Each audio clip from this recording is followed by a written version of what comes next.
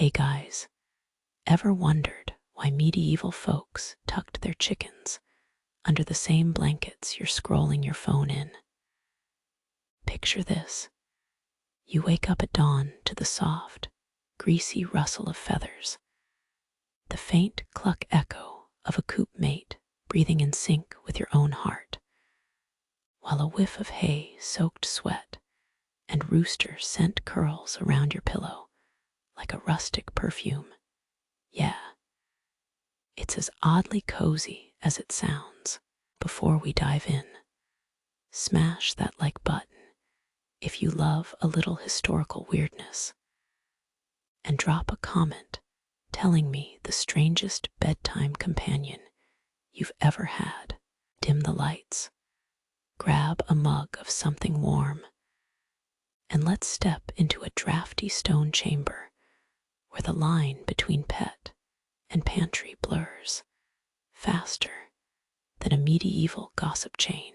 You'll soon see that those feathered roommates weren't just for warmth. They were living fire alarms, pest control, and a reminder that medieval hygiene was a lot less clean and a lot more survival. Ready to find out why sleeping with a chicken was the ultimate medieval life hack? In the waning light of a 12th century autumn, Aldrich and his wife Maud opened the thatched door of their modest hall to a dozen feathered companions, the clucking of their chickens echoing against the stone hearth. The couple had heard from traveling herders and whispered village lore that the bird's presence could seal the cracks through which cold drafts slipped at night. Their hands, calloused from sewing and milking, lifted the birds one by one, letting the soft rust of feathers settle on the earthen floor. The scent of straw and warm fire mingled with the faint odor of feathers, forming a quiet promise of protection. As the last hen found a spot beside the low bench, the hearth's amber glow cast gentle shadows over the newly shared space. When dusk deepened into a hush, the wind pressed thin fingers against the timber walls, and a faint creak rose from the roof as if spirits brushed the eaves. Aldrich tightened his woolen cloak, feeling the chill seep through the gaps that the chickens could not quite fill.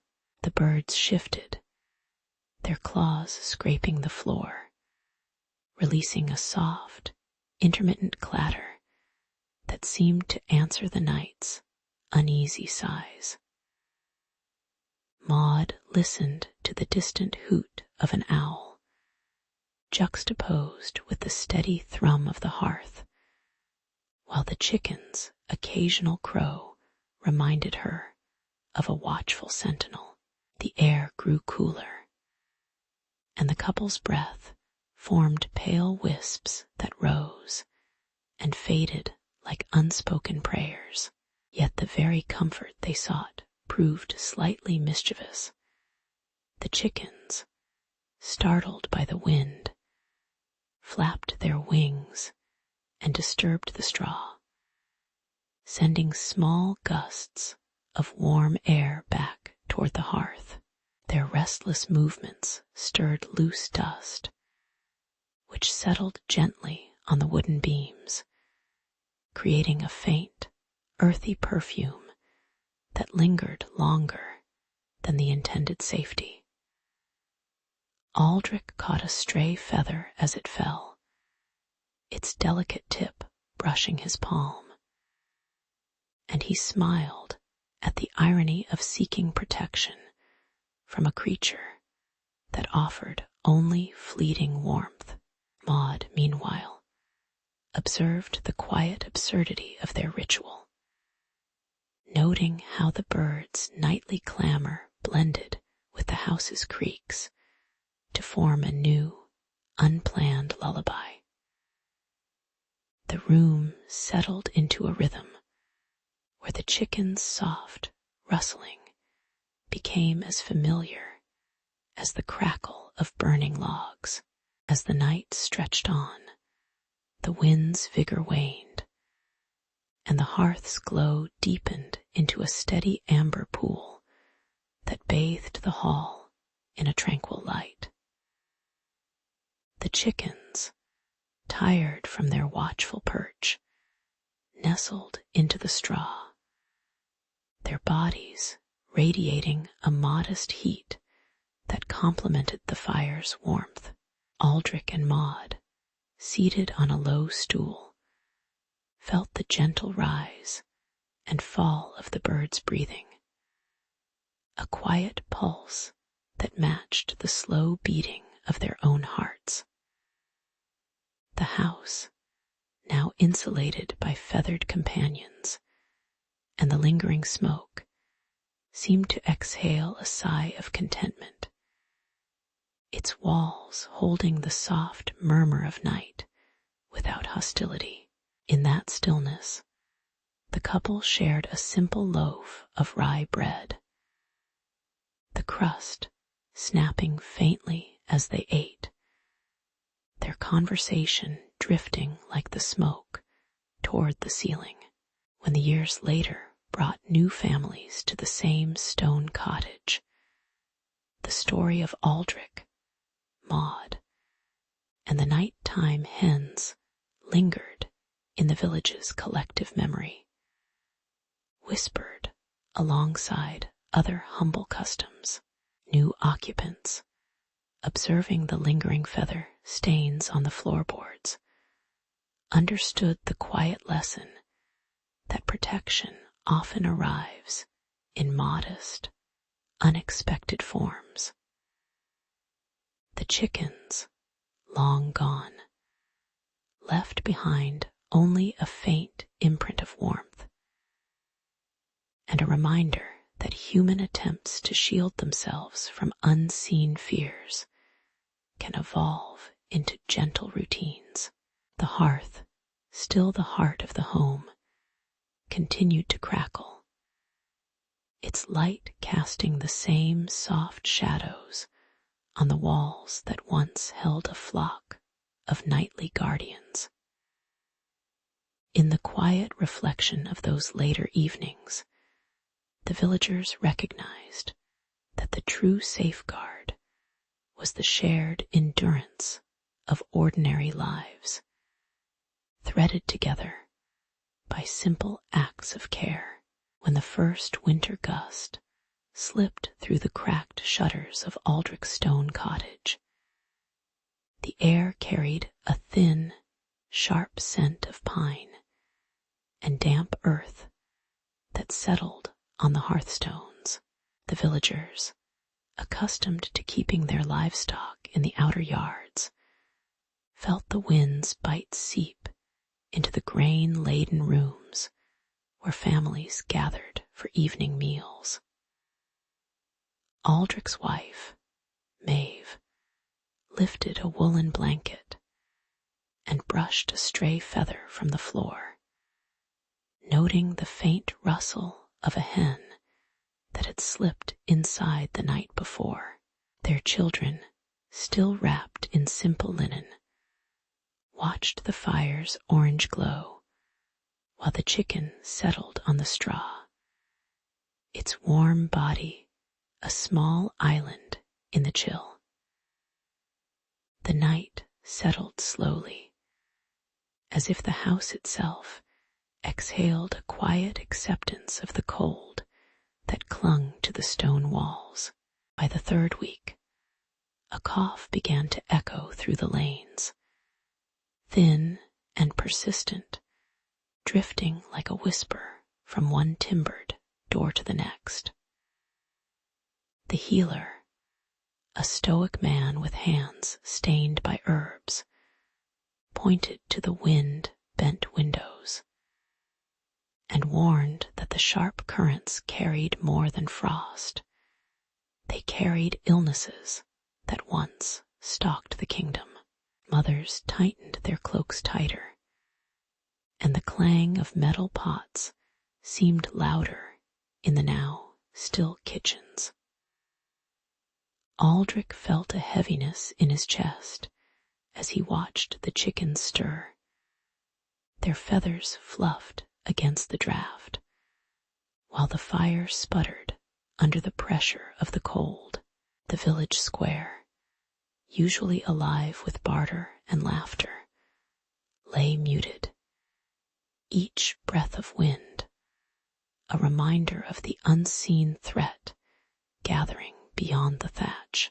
Yet as the week wore on, an odd comfort emerged from the very animals they had once shooed away. The chickens, tucked beneath the rafters, seemed to draw the biting wind into their feathers, their gentle clucking creating a low, steady rhythm that filled the rooms.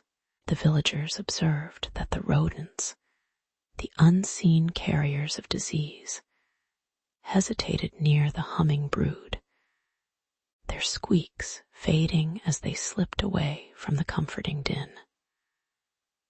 Aldrich's youngest, Tomas, giggled quietly as a hen nudged his sleeve, the bird's soft heat brushing his cheek, while the fire crackled in a steadier pulse. The night air, once harsh, felt filtered through a layer of feathered insulation, and the scent of hay mingled with smoke, creating a peculiar sense of safety.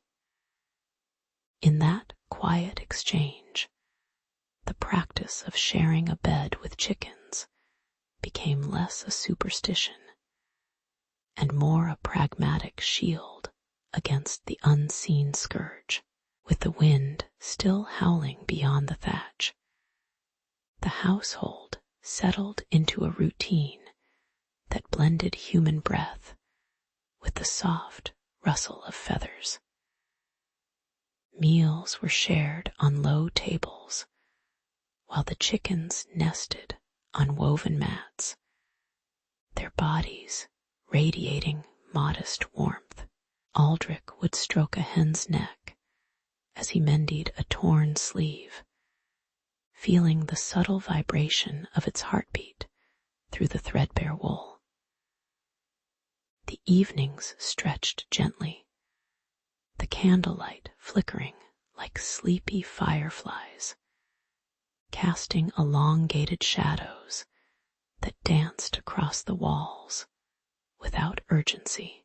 Outside, the village held its breath, but inside the cottage, the clatter of rain against the roof became a lullaby, and the familiar scent of straw mingled with the aroma of stew, grounding each moment in a calm that felt both ordinary and profound.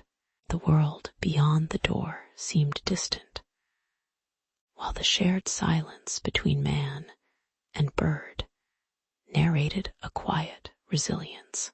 When spring finally coaxed the snow from the fields, the chickens were ushered back to the open yard, their feathers dusted with the last remnants of winter's chill.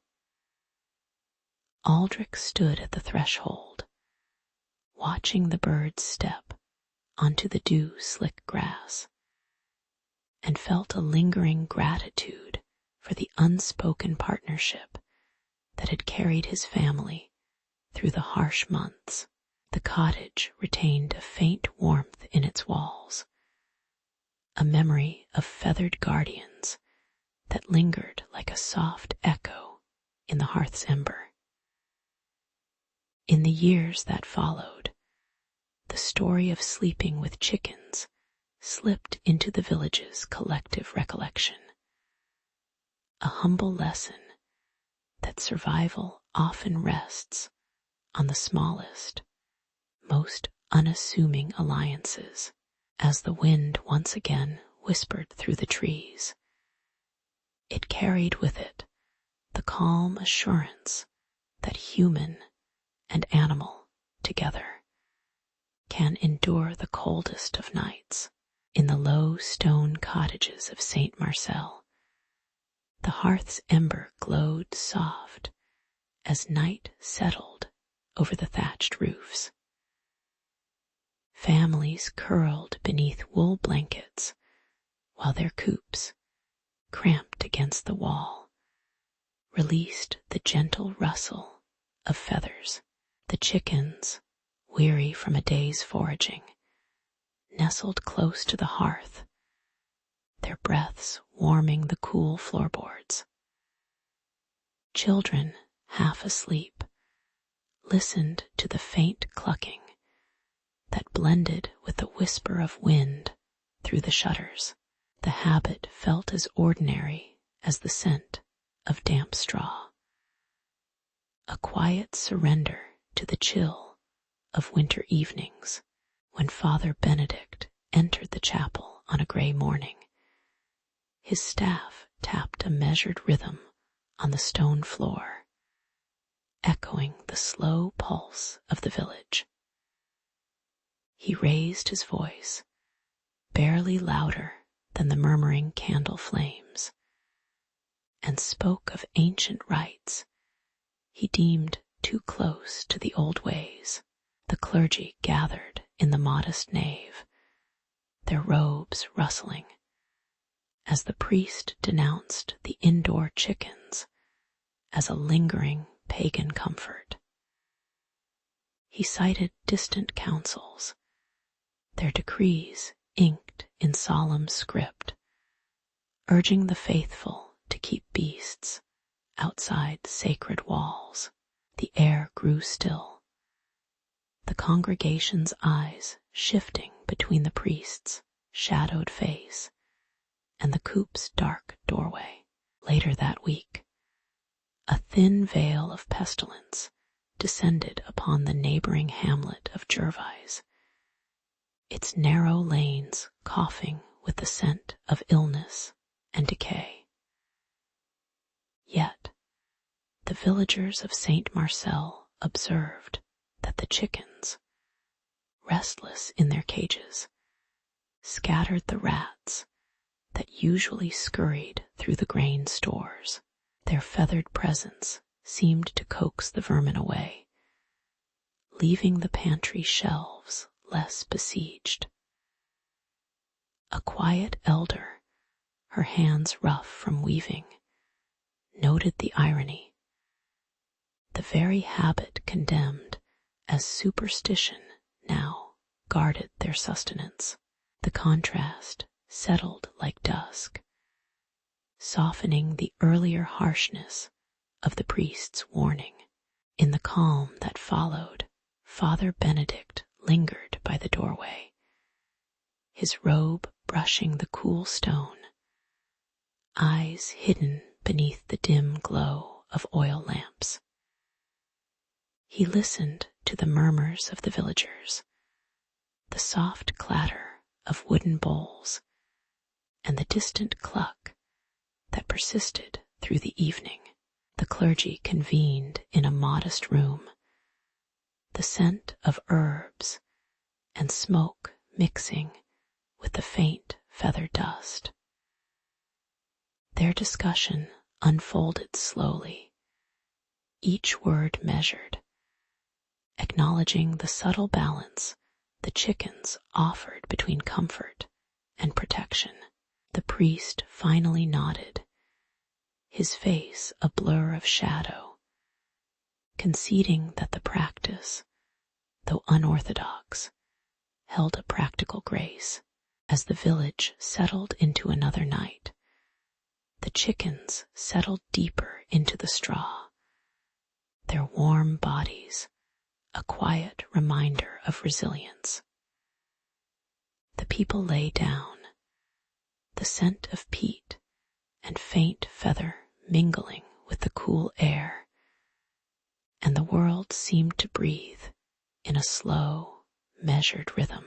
In the soft glow of the moon through the shutters, The scene held a gentle humor, a reminder that humanity often clings to simple habits amidst grand doctrines. The memory of the pestilence lingered, yet the village felt steadier, its modest wisdom echoing through the stone walls. Sleep arrived like a slow tide, carrying with it the quiet acceptance of life's modest imperfections. At the edge of the valley, the timbered hamlet of Brackenford settled beneath a blanket of night, its thatched roofs exhaling the faint scent of smoke. Inside the modest longhouse, families curled on woven mats, while a dozen chickens nestled among straw, their warm bodies providing a modest ember against the chill. The clatter of feathered feet on the earthen floor blended with the low murmur of an aging hearth, creating a rhythm that matched the slow breath of the sleeping villagers. Grain sacks leaned against stone walls, and the soft rustle of wheat husks reminded everyone of the day's labor that would soon be remembered in quiet conversation. In this modest routine, the practice of keeping chickens indoors was less a superstition than a pragmatic answer to the cold, the predators, and the ever-present risk of theft. The night settled like a gentle hand, and the village drifted toward sleep, unaware of the darkness that would soon stir above the thatch.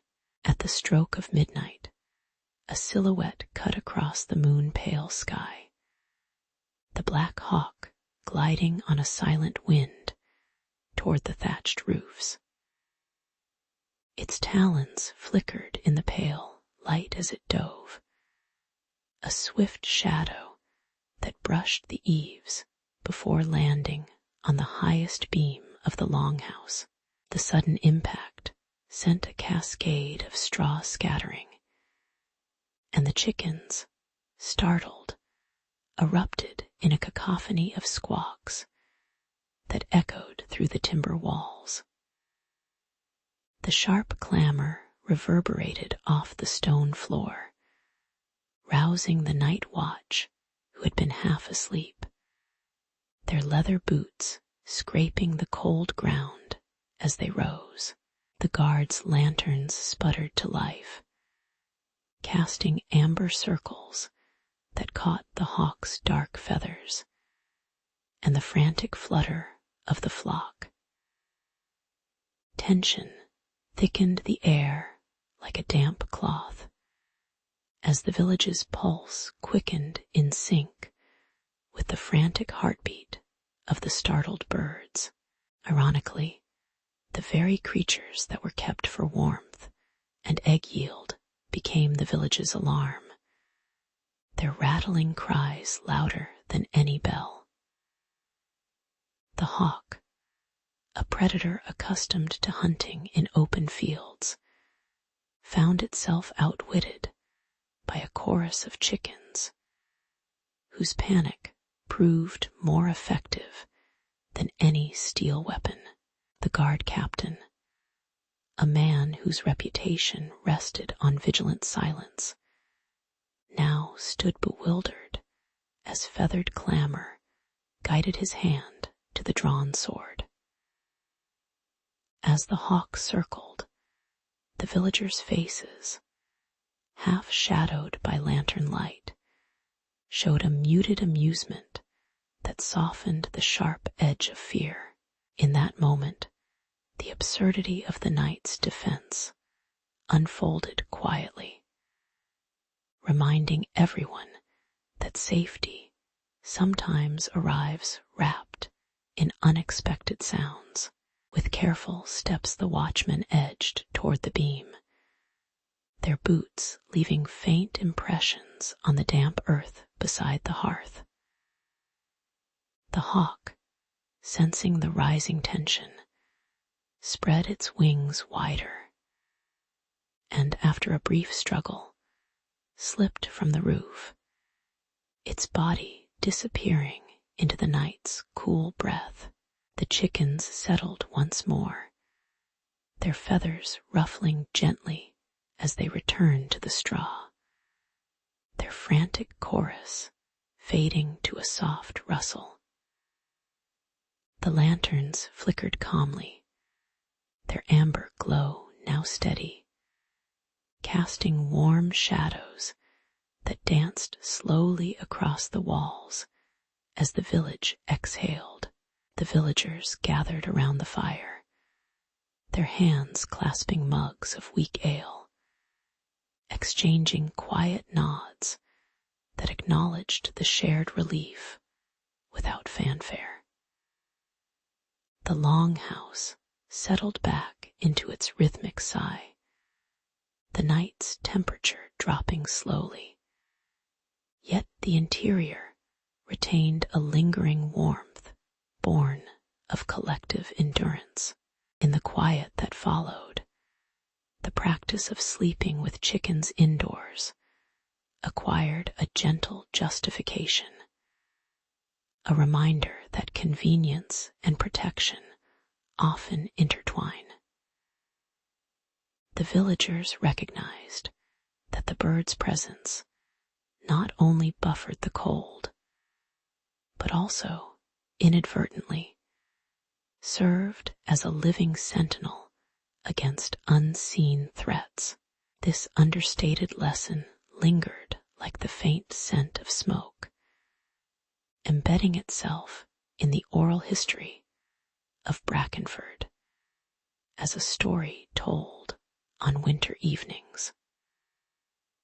The hearth's glow softened the edges of memory, turning the night's alarm into a modest anecdote rather than a tale of terror.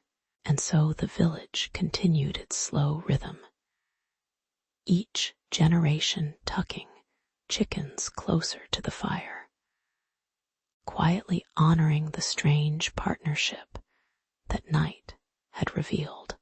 In the chill of the early 13th winter, a modest hamlet pressed its shutters against the wind, and the hearth's amber glow reached only so far. Villagers, wrapped in wool, learned that the clucking of a few chickens could fill the cold space between stone walls with a modest heat of their own bodies. The birds, tucked beneath rough-hewn straw, exhaled a soft warmth that brushed the sleeper's skin like a distant breath. By night, the scent of hay mingled with the faint smell of feathers, creating a layered comfort that the thin curtains could not provide alone. Thus, a practical compromise took root, as families invited their feathered companions into the sleeping chamber, seeking the simple relief of shared heat.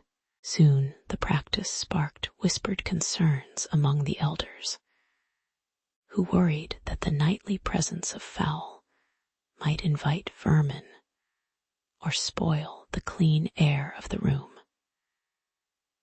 The creak of wooden beams seemed louder when a rooster fluttered and brushed against a blanket, unsettling the delicate balance of silence the villagers prized. Some mothers complained of the occasional rustle of feathers against their faces, while others noted the subtle draft that slipped in as a chicken shifted. Tension rose as council meetings convened by candlelight, where arguments rose like the slow hiss of embers, each side measuring the trade-off between warmth and order.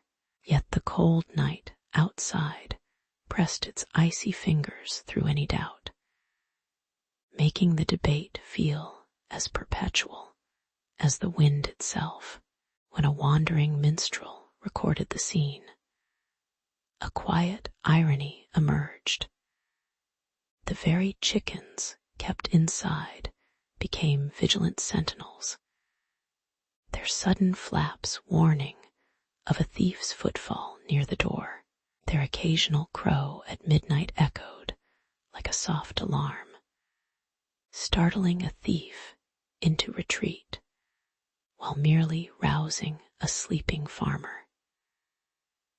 The same birds that left faint scratches on woolen cloaks also devoured the insects that dared to linger near the hearth, turning a nuisance into a modest service.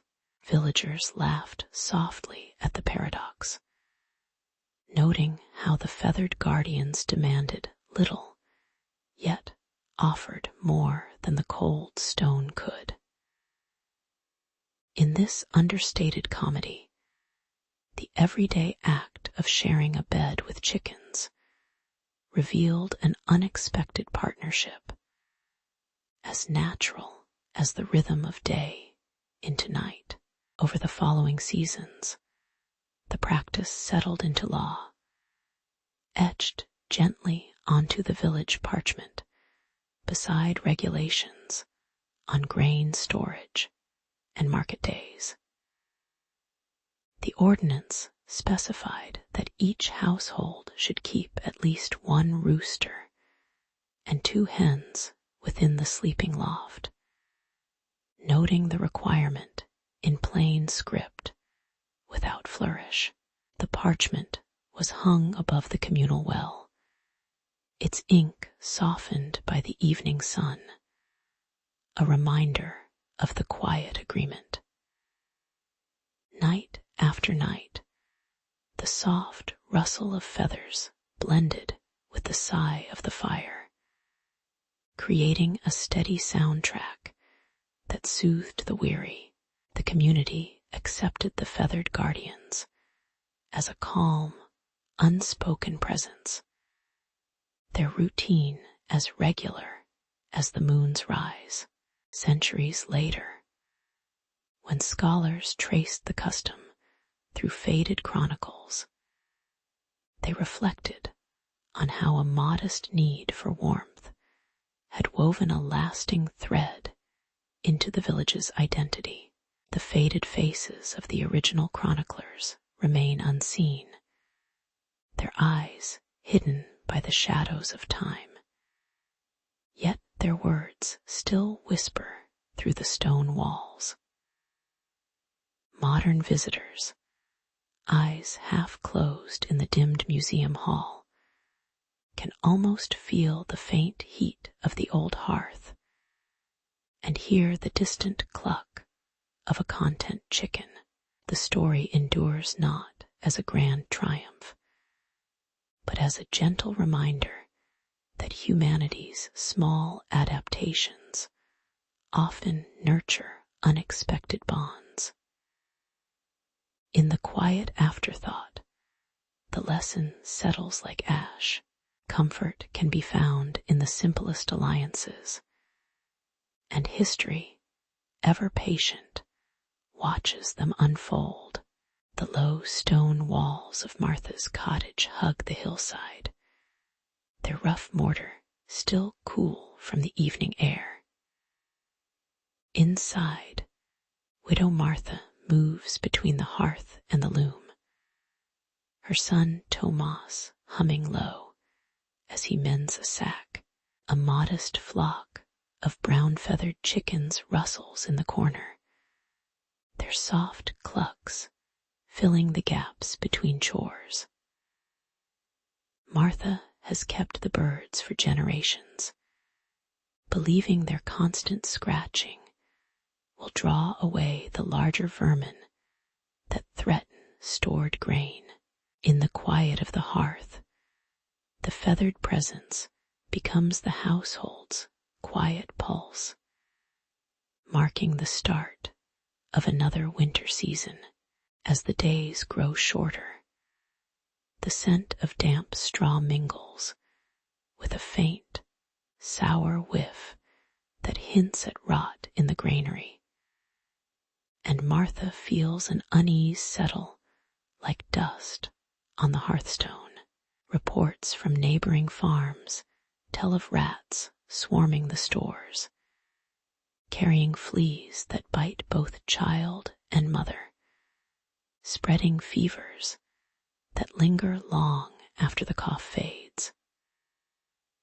The chickens, though, are expected to peck at stray grains, scattering them before larger pests can claim the bounty.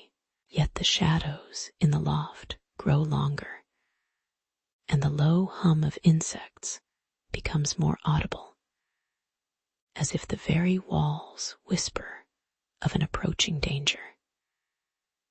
Even the fire crackles with a sharper edge as the family watches the smoke rise, hoping the birds will stave off the invisible threat. Tomas glances at the coop, his eyes half closed, wondering whether the feathered guard can truly hold back the tide of disease. The irony settles like warm ash after a fire. The chickens, meant to protect, leave trails of droppings that perfume the floor with an earthy musk, attracting flies that buzz lazily around the kitchen window. Their restless feet stir the hay, sending small stones skittering across the smooth stone. And in the process, they uncover hidden nests of field mice that had lain dormant beneath the bedding.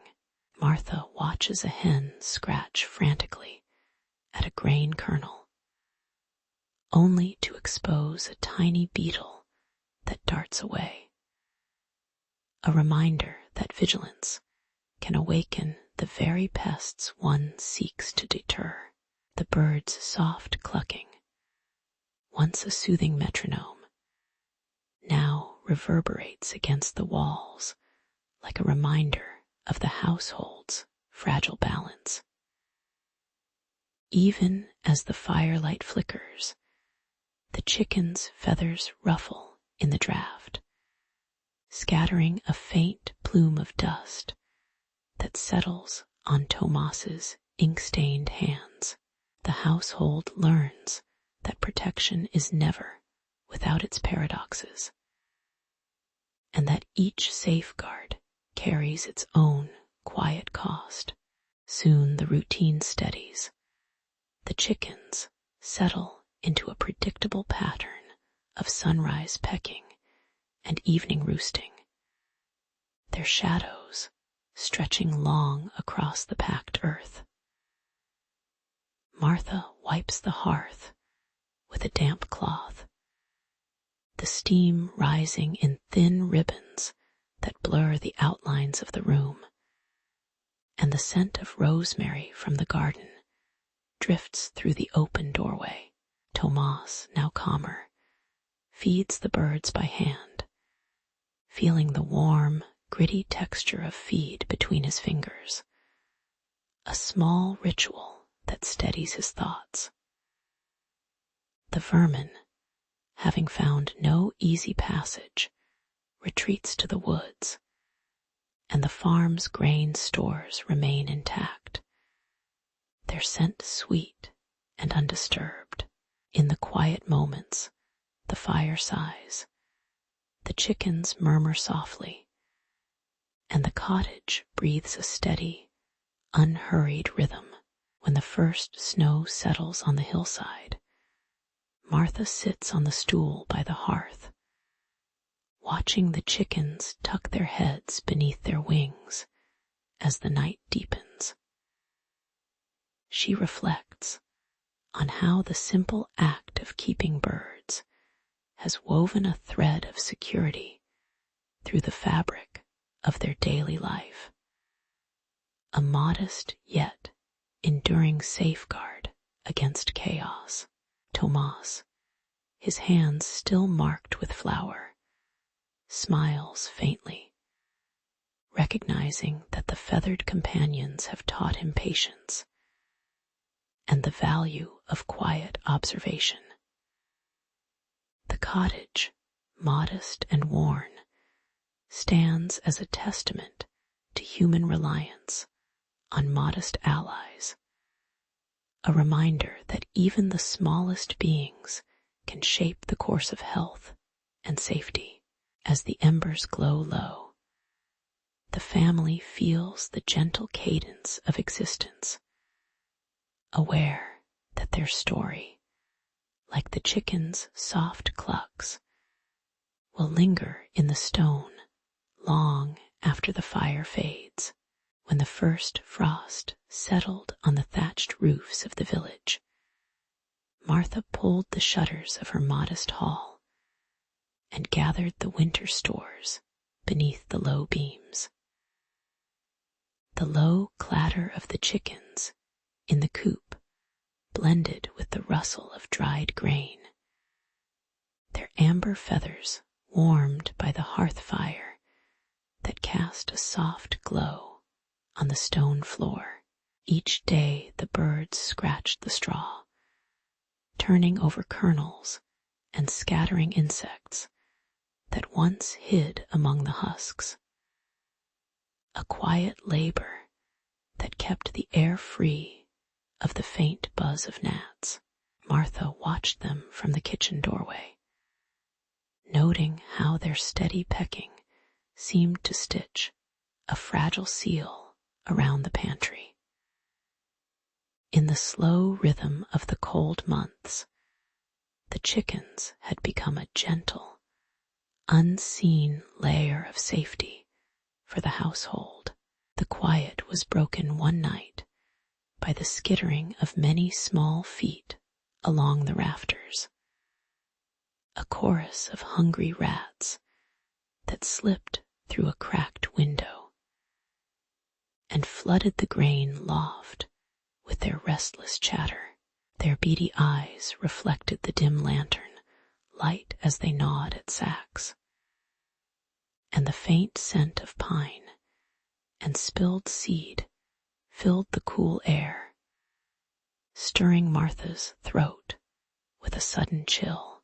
She heard the frantic flapping of the coop door as a few startled chickens burst out, their feathers ruffled like torn parchment. The household's usual sense of security trembled, and Martha felt the weight of the cold stone walls pressing in, each creak echoing the growing panic.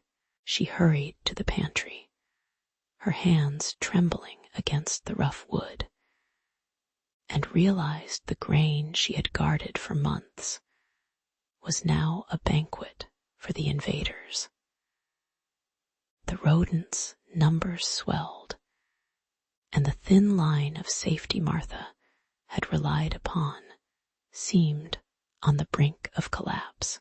In that uneasy moment, the chickens, unassuming as ever, began to act with a vigor that surprised the tired housewife. Their beaks snapped at the intruders, and the sharp clatter of talons against metal pans rang through the hall like a modest drum roll, scattering the rats back toward the darkness.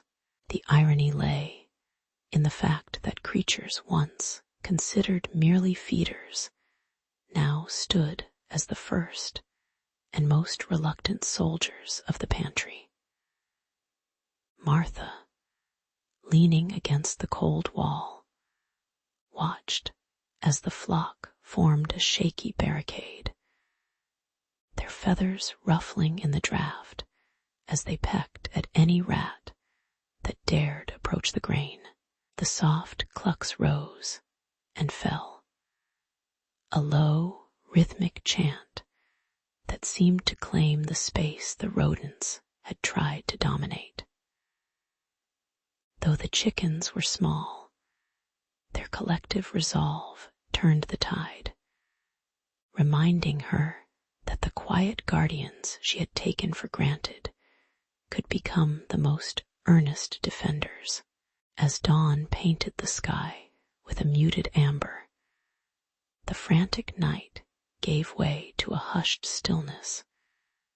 The coop settled, and the remaining rats retreated into the corners of the village walls. The chickens, feathers dusted with crumbs, resumed their habitual scratching, the familiar rustle of straw returning as a soothing backdrop to Martha's slow breathing. She refilled the pantry shelves, feeling the warm grains slip through her fingers, noting the slight tremor in the wood that now seemed less like a threat and more like a reminder of the night's lesson. The hearth fire crackled gently, its orange glow painting the stone with a soft blush, while the birds settled on perches, eyes half closed, as if savoring a well-earned rest.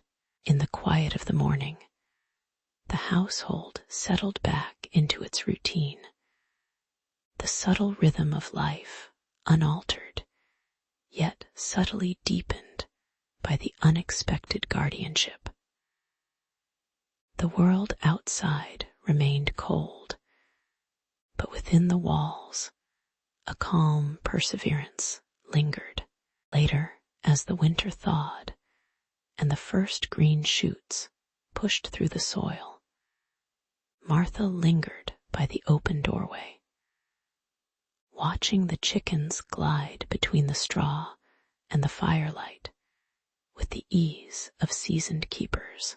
She reflected on how the modest flock, once only a source of eggs and occasional meat, had taught her the quiet truth that safety often hides in the smallest of beings, their diligence unnoticed until called upon.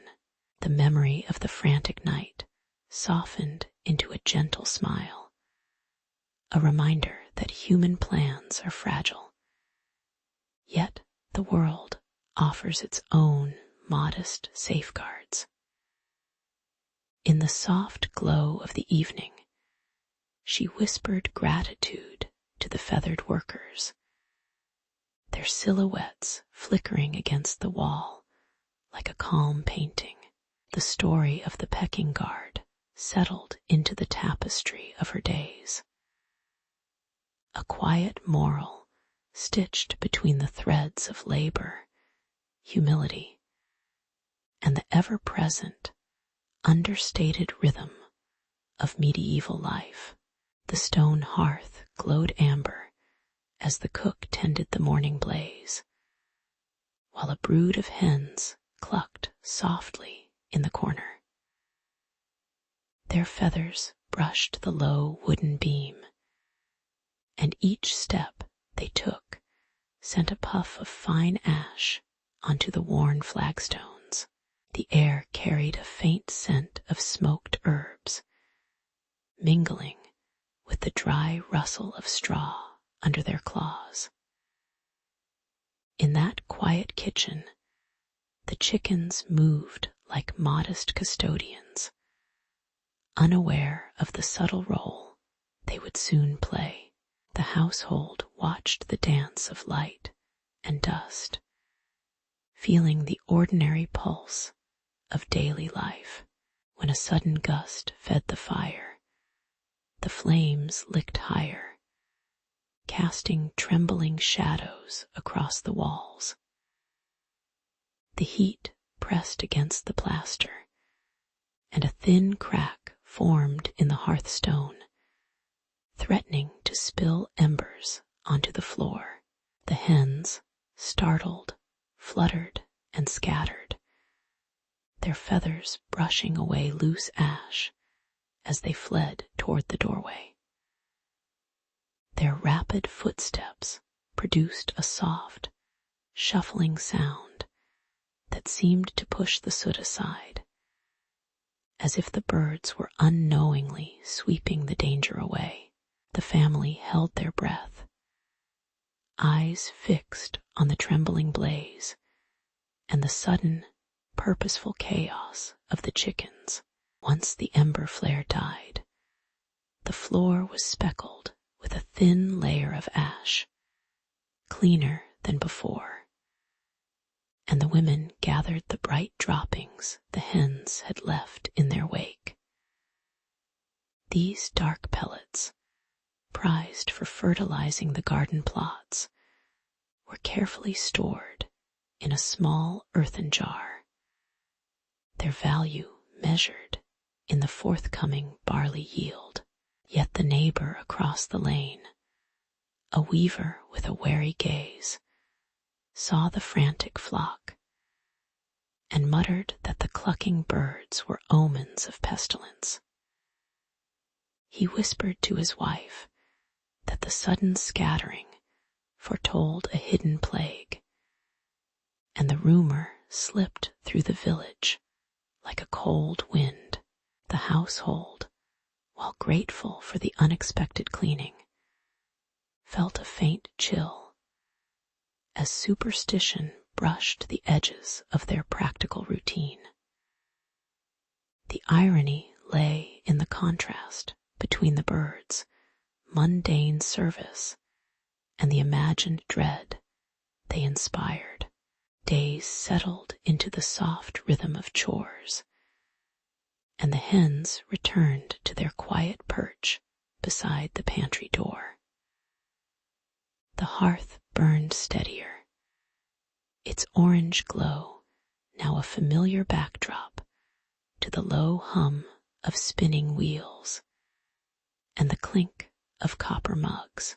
The villagers passed by, eyes no longer glazed with fear, and exchanged nods as they collected a handful of fresh manure for their fields. Children lingered near the doorway, listening to the gentle clatter of claws on stone as the chickens scratched at the earth, their laughter mingling with the distant toll of the church bell. In the background, the house exhaled a calm sigh, the earlier tension dissolving into an ordinary, steady hum of life. As twilight deepened, the cook leaned against the hearth, feeling the lingering warmth against his palm and the faint, dusty scent of ash on his skin. He thought of how the simple act of a chicken's restless scramble had spared the floor from soot and supplied nourishment for the crops. A quiet reminder of life's interwoven modest gifts. The superstitious whispers had faded like smoke, leaving only the soft rustle of feathers and the steady tick of the oil lamp. In that moment, the house seemed to hold a gentle lesson. Safety often arrives wrapped in the unremarkable, and human fear can color even the most practical gestures.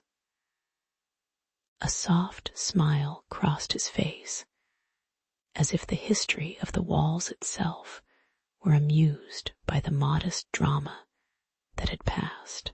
The night settled, and the only sound was the distant low coo of a hen settling into the straw, a lullaby for the tired stone. In the cool hush of early autumn, Martha tended the low stone hearth of her thatched cottage, while a handful of chickens scratched the straw-laden yard, their soft clucks blending with the distant rustle of reeds.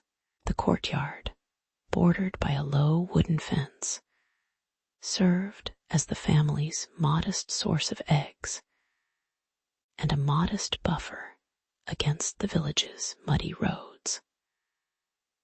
Martha's hands, calloused from grinding grain, moved methodically as she collected the day's laying, noting the clean feathers that drifted like pale ash in the dim light. The air carried a faint scent of damp earth and smoked wood, a comforting constancy in a world where winter loomed unseen. Outside, a rooster perched on the fence, its amber eyes scanning the twilight, while the chickens settled into their coop, tucking their heads beneath their wings as night fell. By the next dawn, a thin cough threaded through the village, and the once steady rhythm of daily chores faltered under a growing unease. Martha felt the chill of an unseen draft brush past the cracked window as the cough deepened into a feverish wheeze among her neighbors. At midnight, the rooster erupted into a frantic, high-pitched crow that rattled the shutters, its frantic thrust cutting through the quiet like a sudden wind. Martha rose from her straw-filled mattress, the cold stone floor pressing against her bare feet, and followed the sound to the coop where the birds huddled in uneasy rows. The crow seemed to echo from the far side of the yard, where a hidden trough collected rainwater, its surface marred by a thin film of murky slime. Villagers gathered later, their faces blurred by the flickering torchlight, debating whether the rooster's warning was mere animal agitation or a portent of danger. Their murmurs, a low hum against the night's stillness. Martha, holding a chipped wooden bowl, weighed the absurdity of trusting a feathered alarm against the creeping scent of rot that lingered near the contaminated trough. The irony lay in the very creatures meant to keep the household supplied with nourishment, now becoming messengers of caution. Their clumsy feathers dusted with the same grime that threatened the family.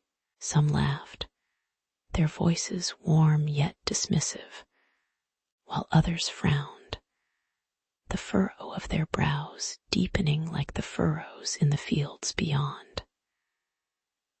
Martha decided, with a measured breath, to seal the coop and cover the trough, believing that the humble bird understood what human eyes had missed. The house settled into a quiet vigilance. Martha tightened the latch on the coop door, the iron click resonating softly through the timber beams. Inside, the fire glowed with a steady orange hue, its heat reaching out to warm the worn blankets draped over the stone bench. The chickens, now confined, settled into gentle murmurs, their bodies pressing together for comfort, as if aware of the shared shelter.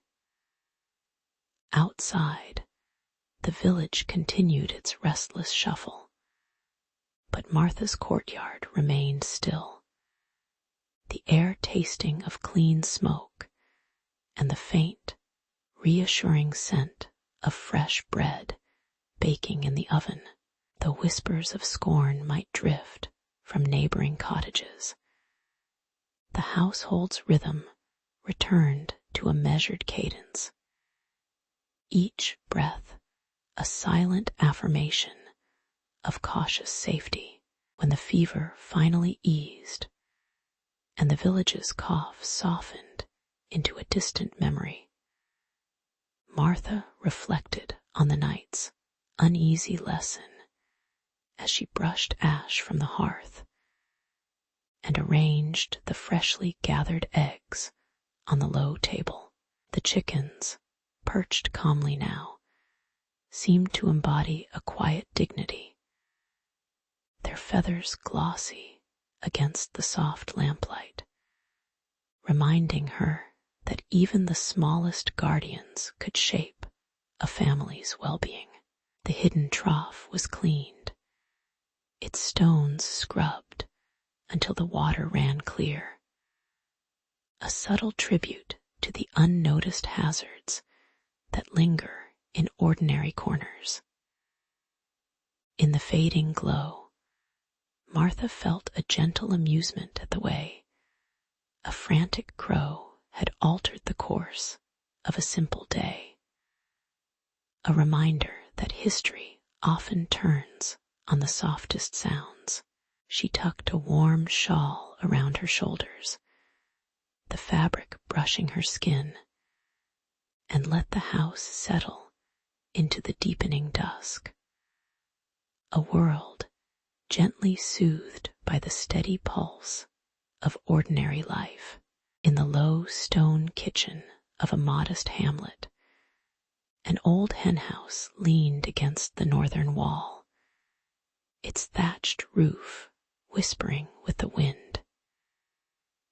Each dawn, a scarlet rooster lifted its head and announced the sunrise with a measured crow, a sound that seemed to brush the soot from the hearth.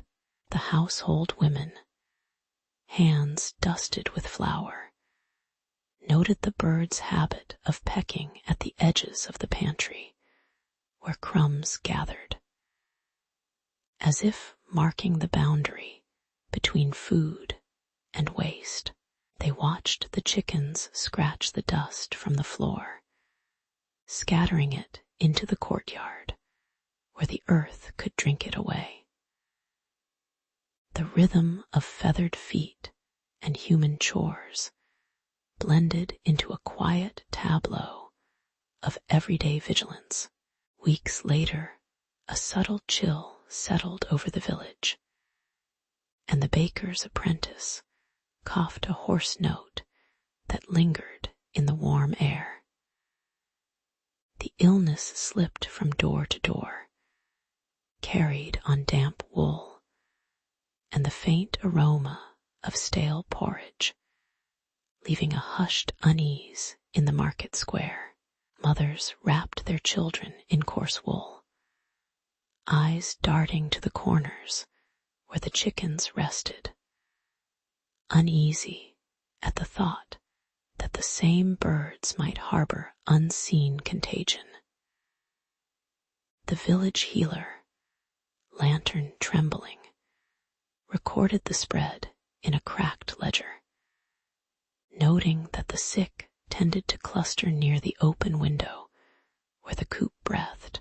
Tension rose like the low hum of a distant loom, each breath a reminder of the thin line between health and pestilence.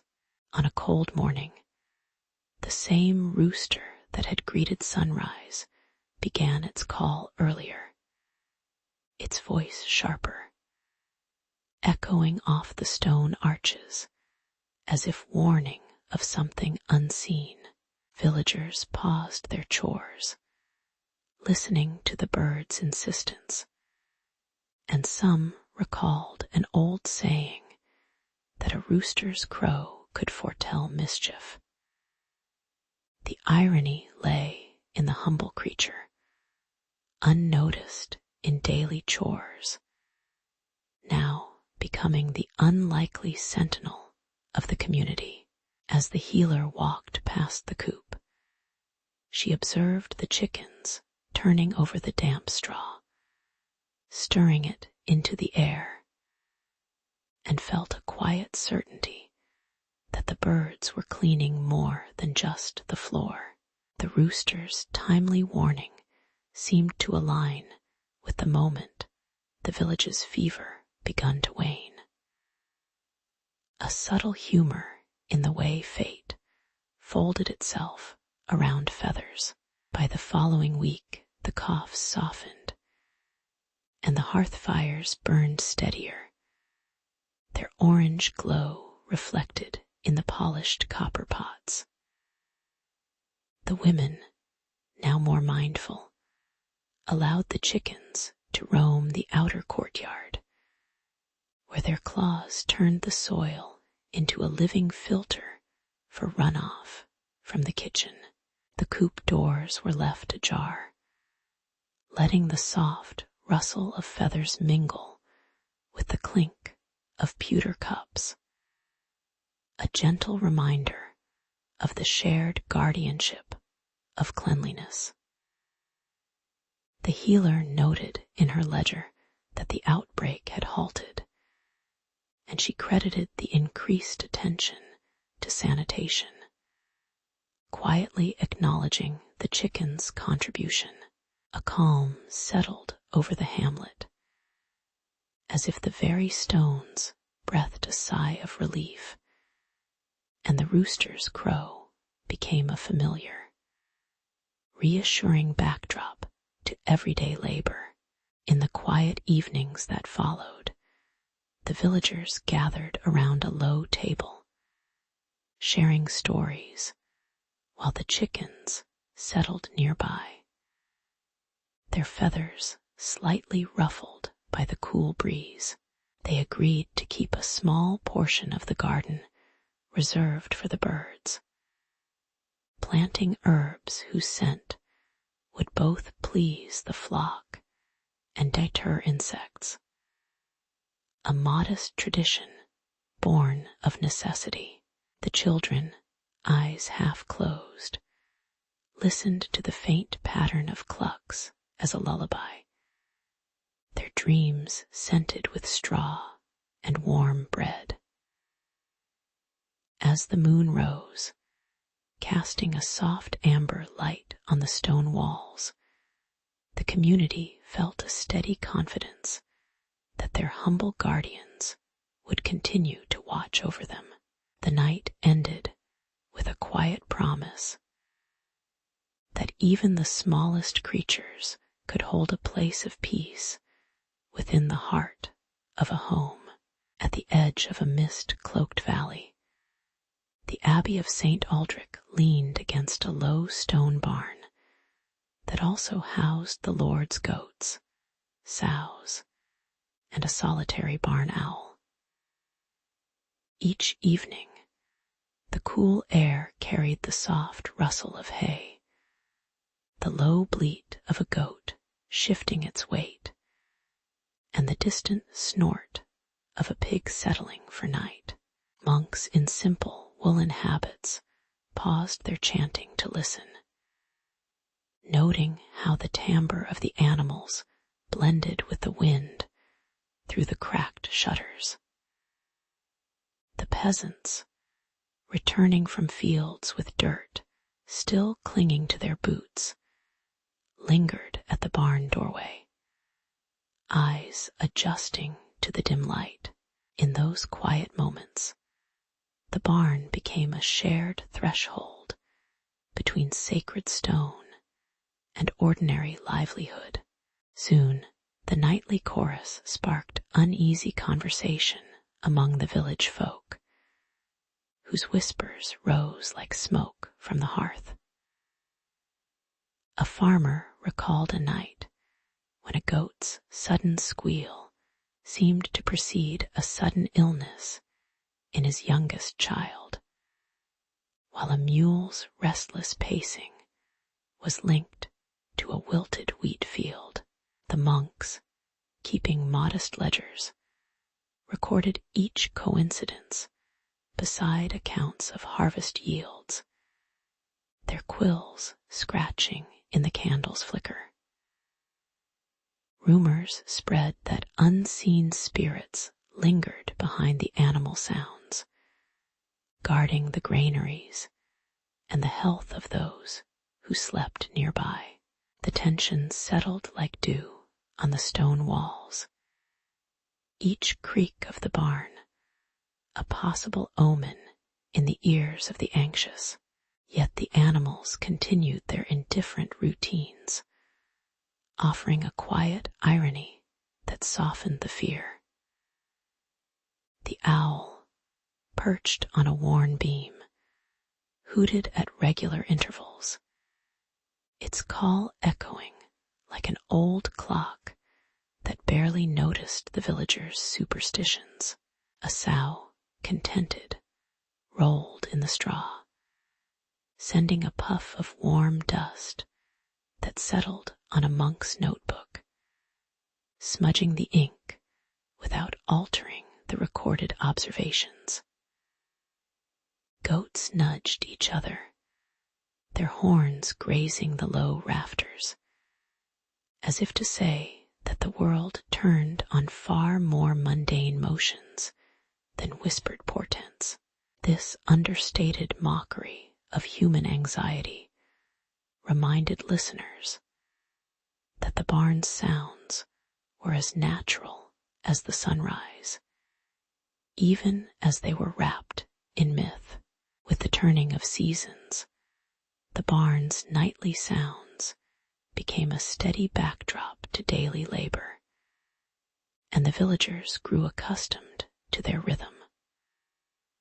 Harvest time arrived, and the barns swelled with bales of wheat while the goats grazed nearby, their gentle bleats blending with the rustle of grain carts on stone paths.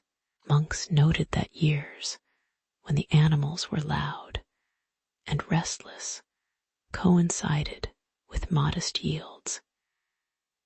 Yet they also recorded abundant harvests during quieter nights, suggesting no simple causality. The Lord's steward, after a long day, would sit on the barn's stone steps, feeling the coolness of the walls and the faint scent of hay, accepting the barn as a place of work rather than omen. In this calm acceptance, the earlier tension dissolved into a routine of observation and quiet gratitude. Later, a scribe compiling the abbey's chronicles described the nocturnal barn as a modest teacher of patience. It sounds a reminder that humans often seek meaning in the ordinary. He wrote, with the faces of saints and prophets softened by shadow, that the animals never intended to guide fate. They simply lived, breathing in the night air that the villagers had turned into legend. The tale lingered in the village memory, offering a gentle moral that the search for hidden spirits is as human as the need for warmth by fire.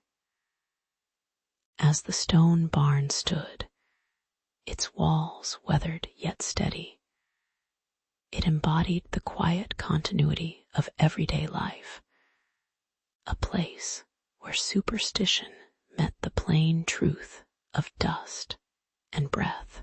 The story, now folded into parchment, invites future listeners to listen to the subtle sounds of history without haste. When the storm rolled over the hillside, rain battered the thatched roofs, and the wind rattled the loose boards of the village barn. A white owl, feathers flecked with the night's mist, settled upon the back of a black goat that huddled in the hay loft, its hooves dusted with damp straw. The barn's lantern sputtered, casting a trembling amber glow that fell upon the animal pair, while distant thunder pressed against the stone walls. Villagers passing by paused, their breath fogging in the cold air as they watched the silent tableau. In that brief stillness, the ordinary scene felt suddenly weighty, as if the night itself held its breath. The village seer, whose face was forever obscured by the shadow of a wide-brimmed hat, stepped forward and raised a trembling hand, catching the lantern light in a thin slice of gold. Their voice, low and hoarse, suggested that the owl's stark white and the goat's deep black were a warning of an impending famine, a fear that settled like ash in the churning storm. A murmur spread through the gathered peasants, their hands clasping rough woolen cloaks, eyes flicking to the trembling hay. The wind howled through the cracks, and the owl's hoot echoed like a distant knell, amplifying the tension that prickled the back of each neck. In the candlelit corner of the barn, the seer's words lingered, turning ordinary observation into a shared dread. Under the shivering light of midnight, the villagers formed a circle around the restless goat, their breath forming thin clouds as they whispered prayers that mingled with the owl's mournful cries. The goat shifted, its damp coat brushing against the cold stone, while the owl flapped its wings, sending a soft rustle through the straw. The seer, still hidden behind the veil of shadow, guided the chant, each line slipping into the next like a slow tide. Ironically, the ritual's rhythm seemed to calm the animals rather than stir a foreboding, the owl's hoot smoothing into a gentle tapping against the barn roof. As the last verses fell away, only the faint rustle of the goat's breath and the lingering scent of wet earth filled the space, leaving the villagers with a quiet that felt both solemn and oddly ordinary. When dawn finally brushed the horizon with a pale amber, the storm had surrendered, leaving a thin sheen of water on the ground and a soft, cool hush inside the barn. The owl lifted silently from the goat's back, its feathers glistening with droplets, and settled on a low beam where it watched the sunrise with an indifferent stare. The goat lowered its head, chewing the leftover straw, its breath steady as the warmth of the new day reached its flank. Villagers, their faces still blurred by the early light, slipped out of the barn, their tools clinking softly as they resumed the day's labor, the earlier tension melting into routine. The barn, now quiet, seemed to exhale, its wooden beams settling back into their familiar creaks and sighs. Weeks later, when the first grain swayed in the late summer breeze, the village recalled the night of the owl and the goat with a soft, almost amused tone, as if remembering a forgotten dream. The harvest turned out modest but sufficient, and the story of the omen was retold beside the hearth, the seer's hidden face remaining a vague memory, a silhouette against flickering flames. Children listened, their eyes half closed, while elders traced the outline of the barn on their palms, noting how the animals had simply been animals, yet how human hearts had read them as signs.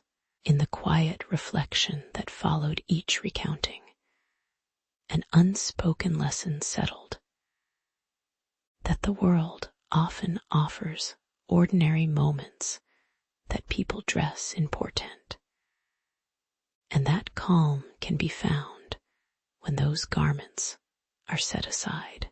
The night's echo faded gently, leaving behind the steady rhythm of daily life, a reminder that history, like a tired storyteller, keeps moving forward with quiet irony. When the sun slipped behind the low hills, the barn settled into a hushed amber glow, and the mule stood in the corner, its coat dusted with straw, and its breath a faint mist in the cooling air.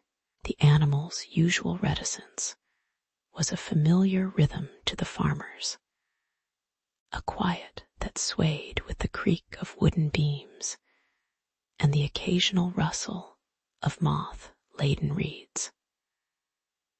Across the yard, a novice monk, still new to the scent of hay and the weight of stone, measured the day's labor by the soft clink of his iron buckle against his habit. The night air grew colder, carrying the distant chirp of crickets that seemed to mark time more faithfully than any bell. In that stillness, the mule's stubborn silence became a small, steady presence, unnoticed yet undeniable in its constancy. At exactly midnight, a low bray pierced the barn's calm, startling the mule and echoing off the thatch like a distant drum. The sound rippled through the novice monk's thin walls, waking him to a world where shadows moved with the cadence of that unexpected call. He stepped onto the cold stone floor, feeling the dampness of the night seep through his simple woolen sandals, and followed the reverberation toward the hayloft. The bray faded as he reached the loft, replaced by the muffled rustle of stacked bales and the faint scent of wet earth beneath.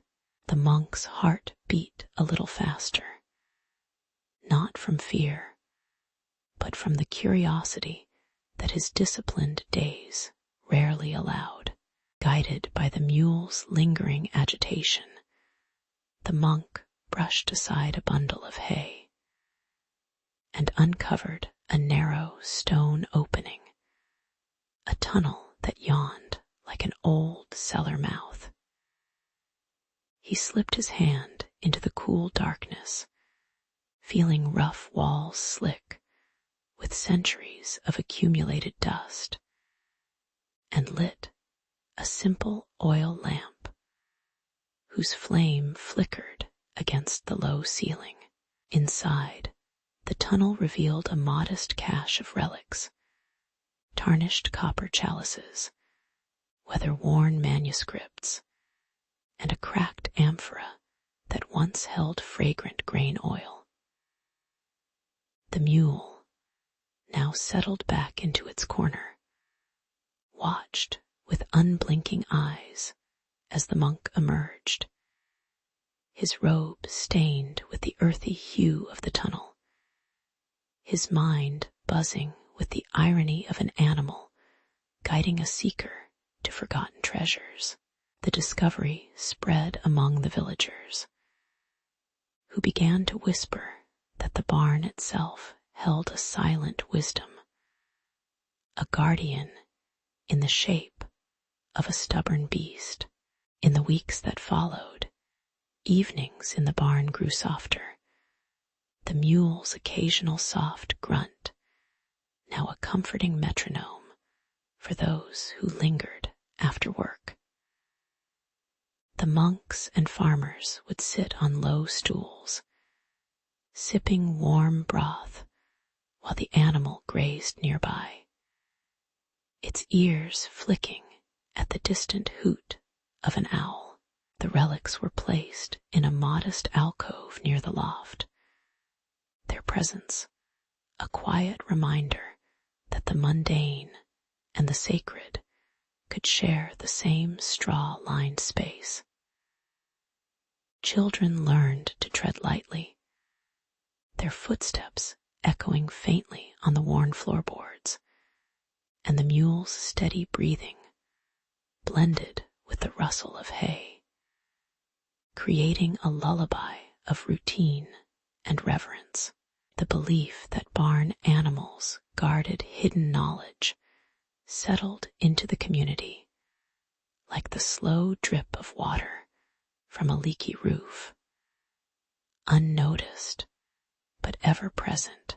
Years later, as the stone of the barn faded under weathered vines, the novice monk, now an old caretaker, reflected on how a single bray had reshaped a collective mindset, reminding humans that humility often arrives on hooves rather than in lofty sermons. He recalled the blurred faces of distant prophets, their features hidden in shadow, and wondered whether their unseen eyes had ever listened to the simple sounds of barn life. The mule, still stubborn and silent most days, had taught a quiet lesson that knowledge can be concealed in the ordinary, waiting for patient hands to uncover it.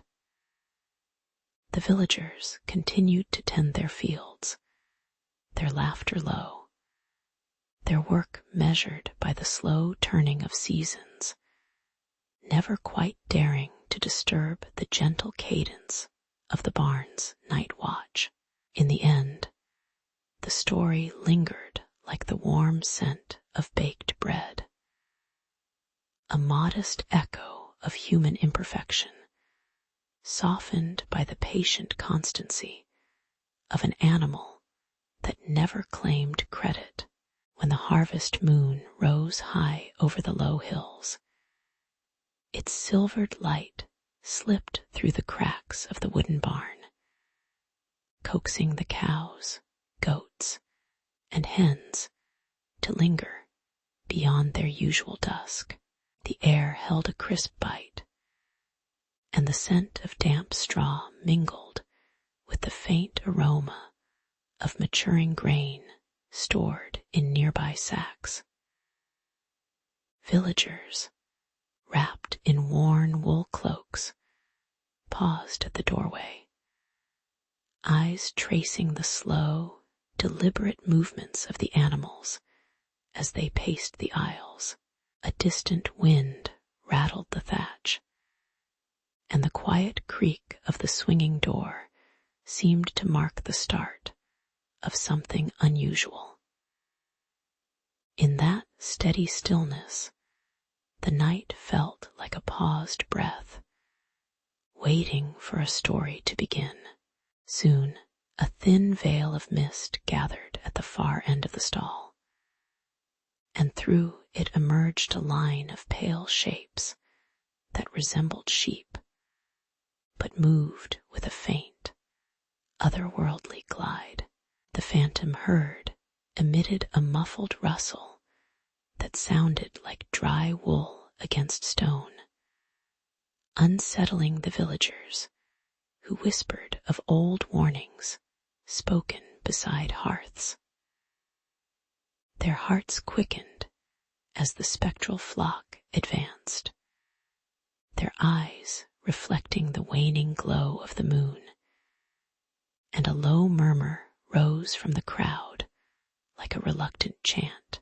The barn, usually warm with the scent of hay, seemed suddenly colder, and the barn's beams creaked under an unseen weight.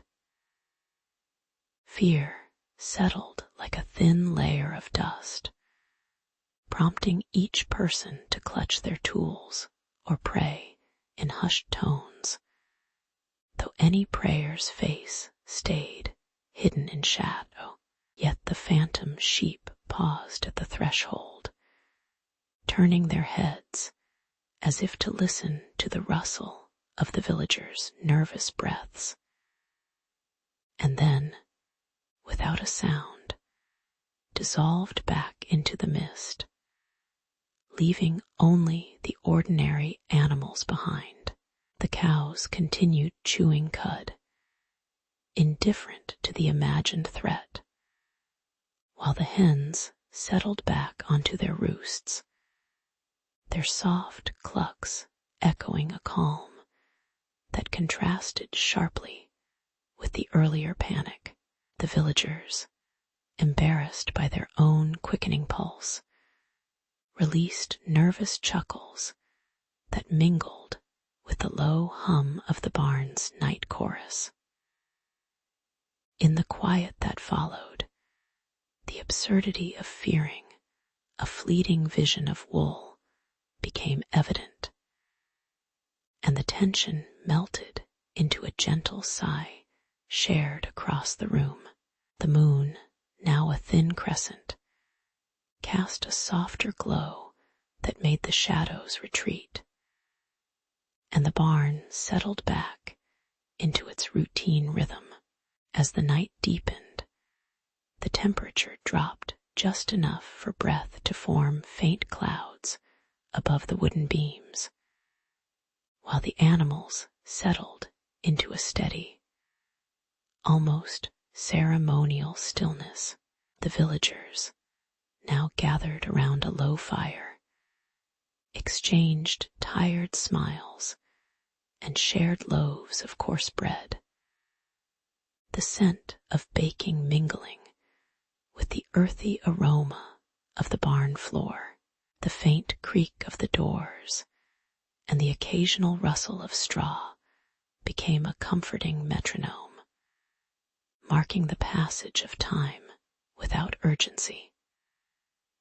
The harvest moon slipped lower, its light thinning to a gentle amber that painted the interior with a warm, soothing hue.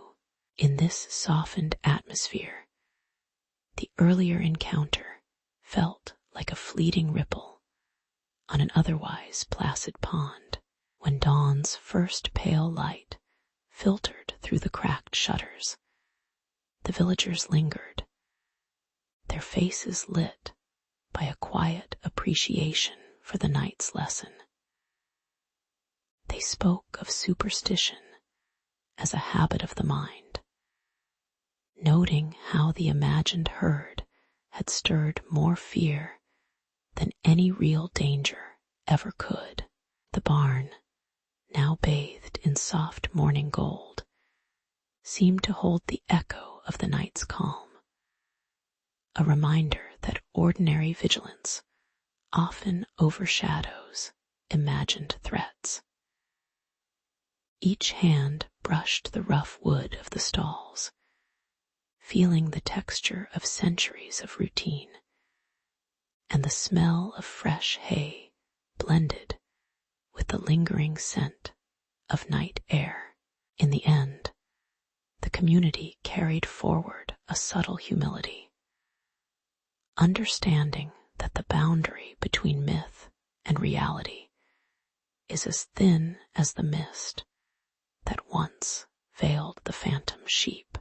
At first light, the village elder rose from his straw mat, his fingers still chilled by the night air, and gathered the few remaining listeners around the low stone hearth. He spoke of the low moan of the owls, the sudden rustle of the goat, heard as they shuffled between straw bundles, and the faint clatter of hooves on the damp earth. The people, eyes still heavy with sleep, remembered how a sudden wind had turned the barn door ajar, letting the moonlight spill across the sleeping cattle. Their thoughts lingered on the old tales of night spirits that prowled the fields when the animals stirred. The elder's voice, slow and measured, set the scene for a story that would linger long after the sunrise warmed the thatch roofs. Soon the murmurs grew louder as the younger villagers recalled the strange echoes that night, how each low bleat seemed to repeat itself 3 times, as if a hidden chorus answered from the dark. Some whispered that the cows had been haunted by a wandering spectre, its breath cold against their backs, while others claimed the sheep had been guided by a luminous white horse that vanished at dawn. The tension in the air was palpable. Hands tightened around wooden mugs, and the scent of damp wool mixed with the faint smoke of the hearth.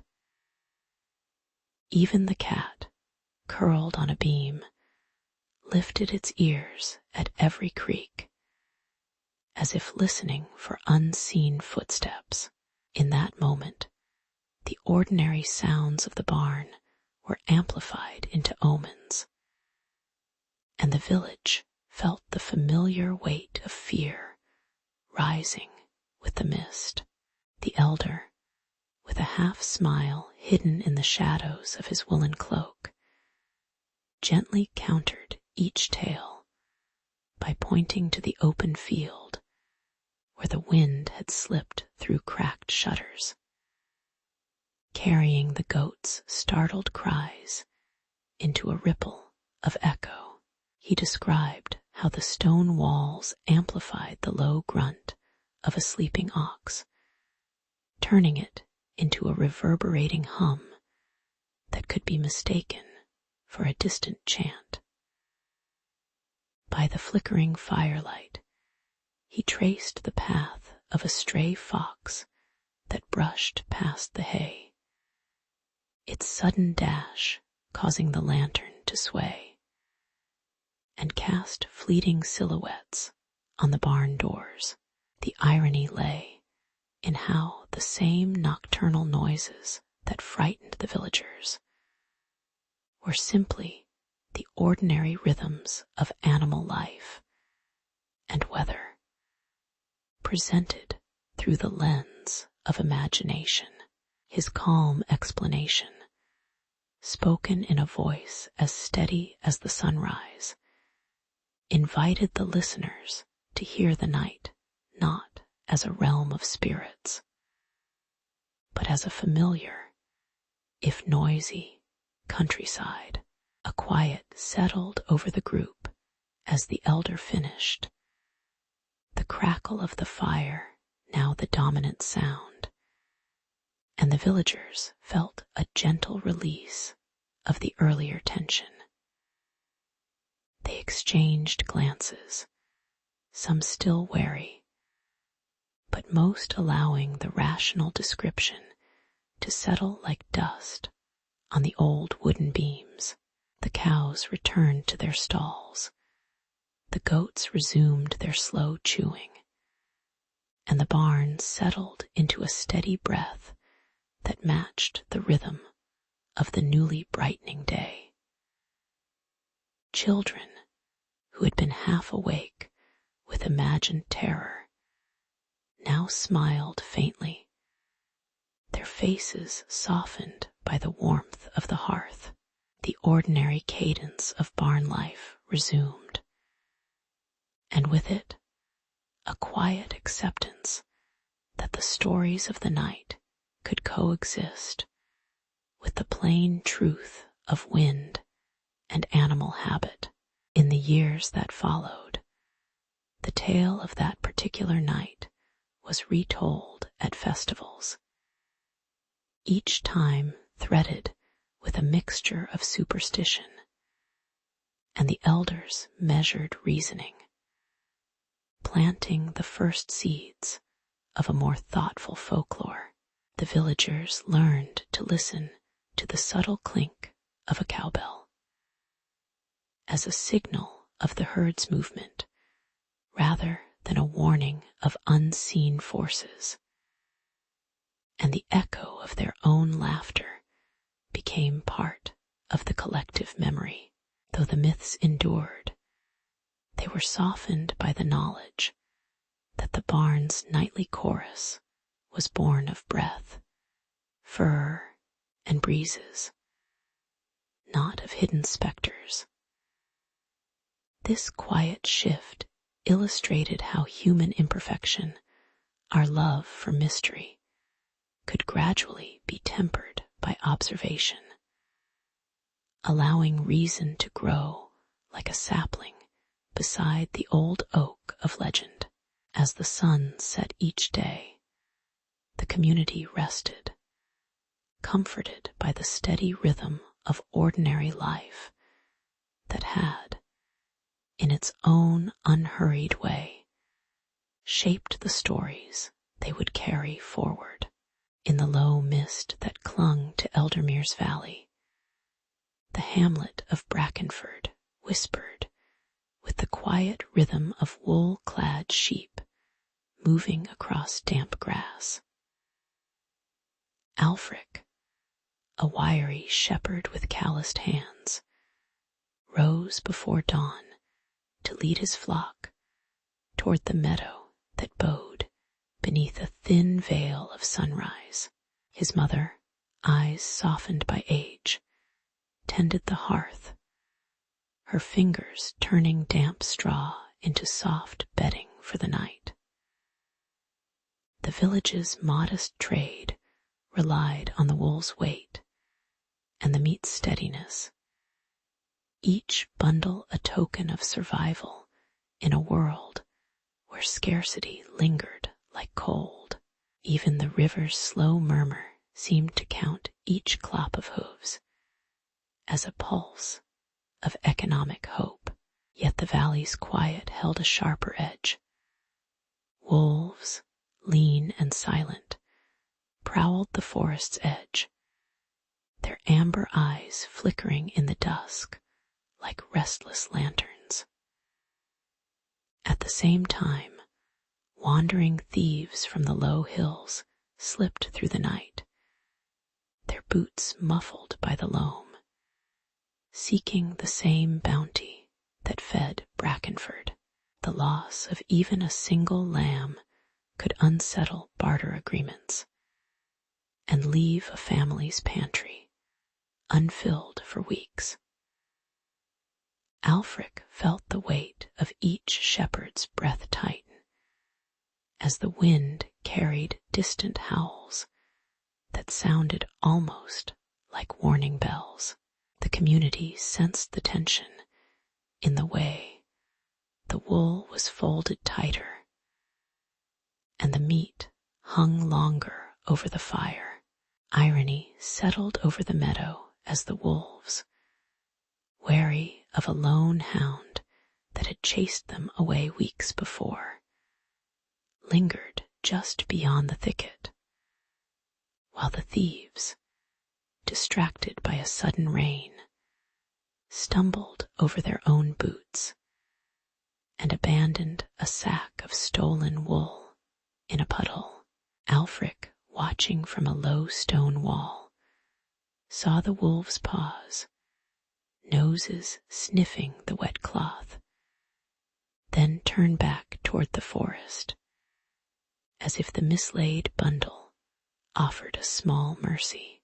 The thieves, shivering, left a faint trail of footprints that led straight to the village's own well, where a night watchman, half asleep, would later find the soggy prize. The village's efforts to guard their livestock thus unintentionally provided a brief respite, As the predator's focus shifted from hungry mouths to a damp surprise, in that quiet absurdity, the villagers felt a small, reluctant smile rise among the furrows of fear. When night finally deepened, a thin layer of frost settled on the meadow, and the fire in Brackenford's hearth glowed with a steady amber that chased shadows from the walls. Alfric settled his staff against a stone, his breath forming pale clouds that drifted like the wool he tended. His mother's soft humming rose from the kitchen, a lullaby that merged with the distant rustle of leaves and the occasional snap of a twig. The wolves, having retreated, left only the echo of their howls, now distant as a memory, while the thieves' abandoned sacks lay untouched, reclaimed by the damp earth. In the stillness, the village seemed to breathe as one, the rhythm of heartbeats matching the slow creak of wooden beams. With the first pale light of morning, Alfric gathered the flock, his steps measured, and his eyes reflecting the faint gold of sunrise. The villagers, having repaired a torn fence and shared stories of the night's odd turns, felt a quiet confidence settle over their fields. The loss of a few lambs had been offset by the community's willingness to watch each other's backs, and the wool that lay damp in the well became a reminder that misfortune could be turned into shared labor. In the lingering chill, Alfric's mother placed a fresh blanket over the fire, its warmth a symbol of resilience that had endured long before his birth. As the valley opened to the day's labor, the story of the herd's burdens settled into the broader tapestry of human perseverance. A modest chapter whispered softly by history itself. In the waning light of autumn, Alfric called the heads of the hamlet to the low stone wall that bordered the grazing fields. He described how the sheep and goats, once safe beneath the hill's shadow, had begun to disappear in the hush of night. The villagers, whose hands were still raw from thatching roofs, agreed to raise 3 simple wooden watchtowers, their beams rough-hewn and set on the ridge.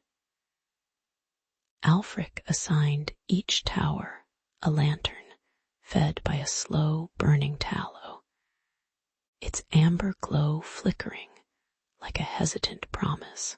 By the next dusk, a band of volunteers, farmers, weavers, even the blacksmith's apprentice, clutched wooden staffs and settled into shift schedules, their breath misting in the cool air.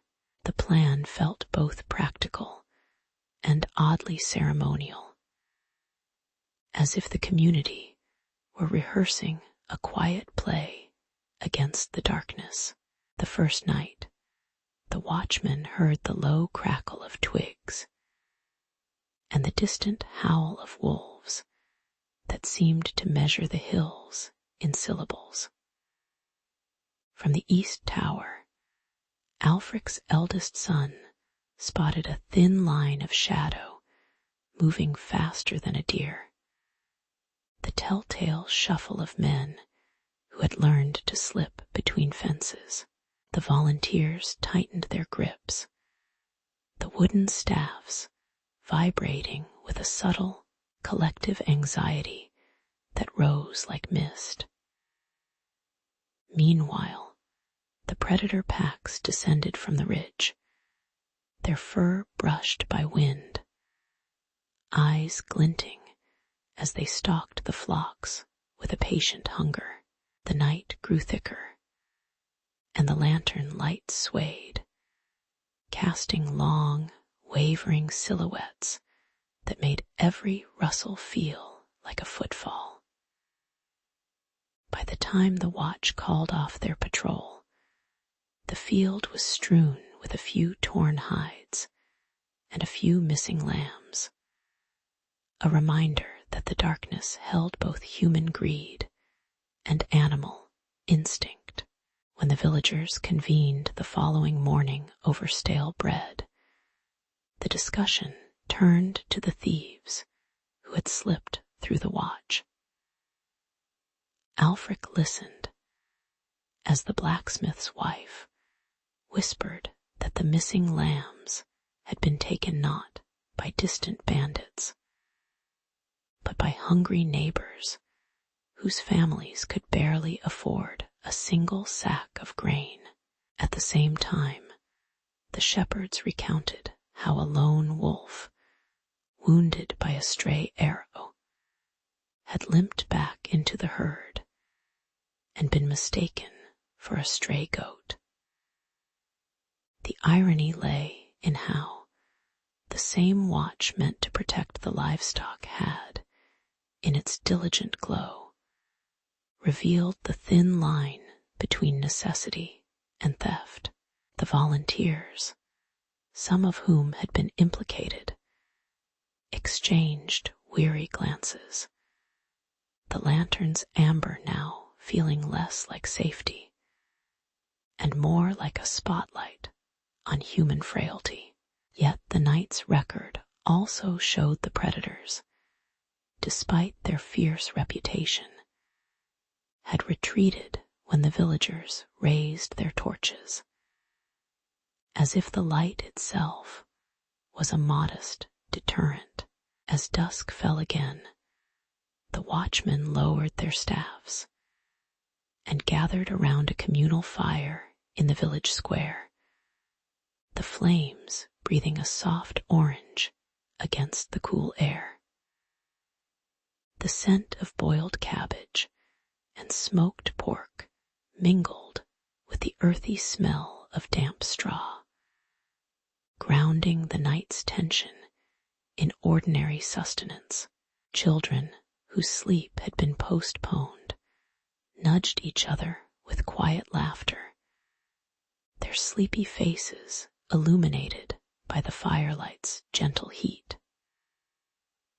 Alfric, his hands still rough from carving the tower beams, traced the grain of the wood with a reverent finger, finding a quiet satisfaction in the simple act of repair.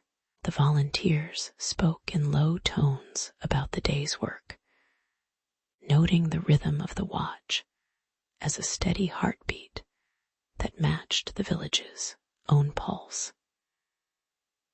In that hush, the distant howl of wolves seemed a far-off song, and the rustle of the fields turned into a lullaby that carried the community toward rest. When the fire dwindled to embers, the villagers lingered, each contemplating the fragile balance that kept their livestock, livelihood, and lives intertwined. They recognized that the night watch was less a triumph over danger than an acknowledgement of shared vulnerability, a quiet pact to look after one another amid scarcity. Alfric's eyes, softened by age, lingered on the unfinished tower, its wooden slats still bearing the imprint of many hands, a testament to collective effort despite imperfect outcomes. The evening wind brushed past the stone walls, carrying the faint scent of pine and the memory of hooves, reminding them that both predator and thief are merely threads in the same tapestry of survival. In the stillness, a gentle resolve settled like ash, promising that future watches would be guided not by fear alone, but by the steady, patient rhythm of ordinary duty.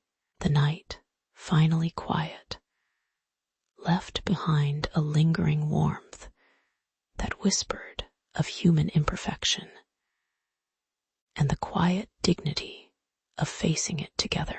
In the cool mist of early dawn, Alfric walked the narrow ridge that edged Brackenford's pastures. The faint crunch of frost-bitten grass beneath his boots, echoing the rhythm of his thoughts. He paused at the newly erected fence, a simple line of oak stakes bound with rough hemp, feeling the wood's roughness against his palm. The meadow beyond lay in a soft, amber hush, speckled with lambs huddling like muted clouds.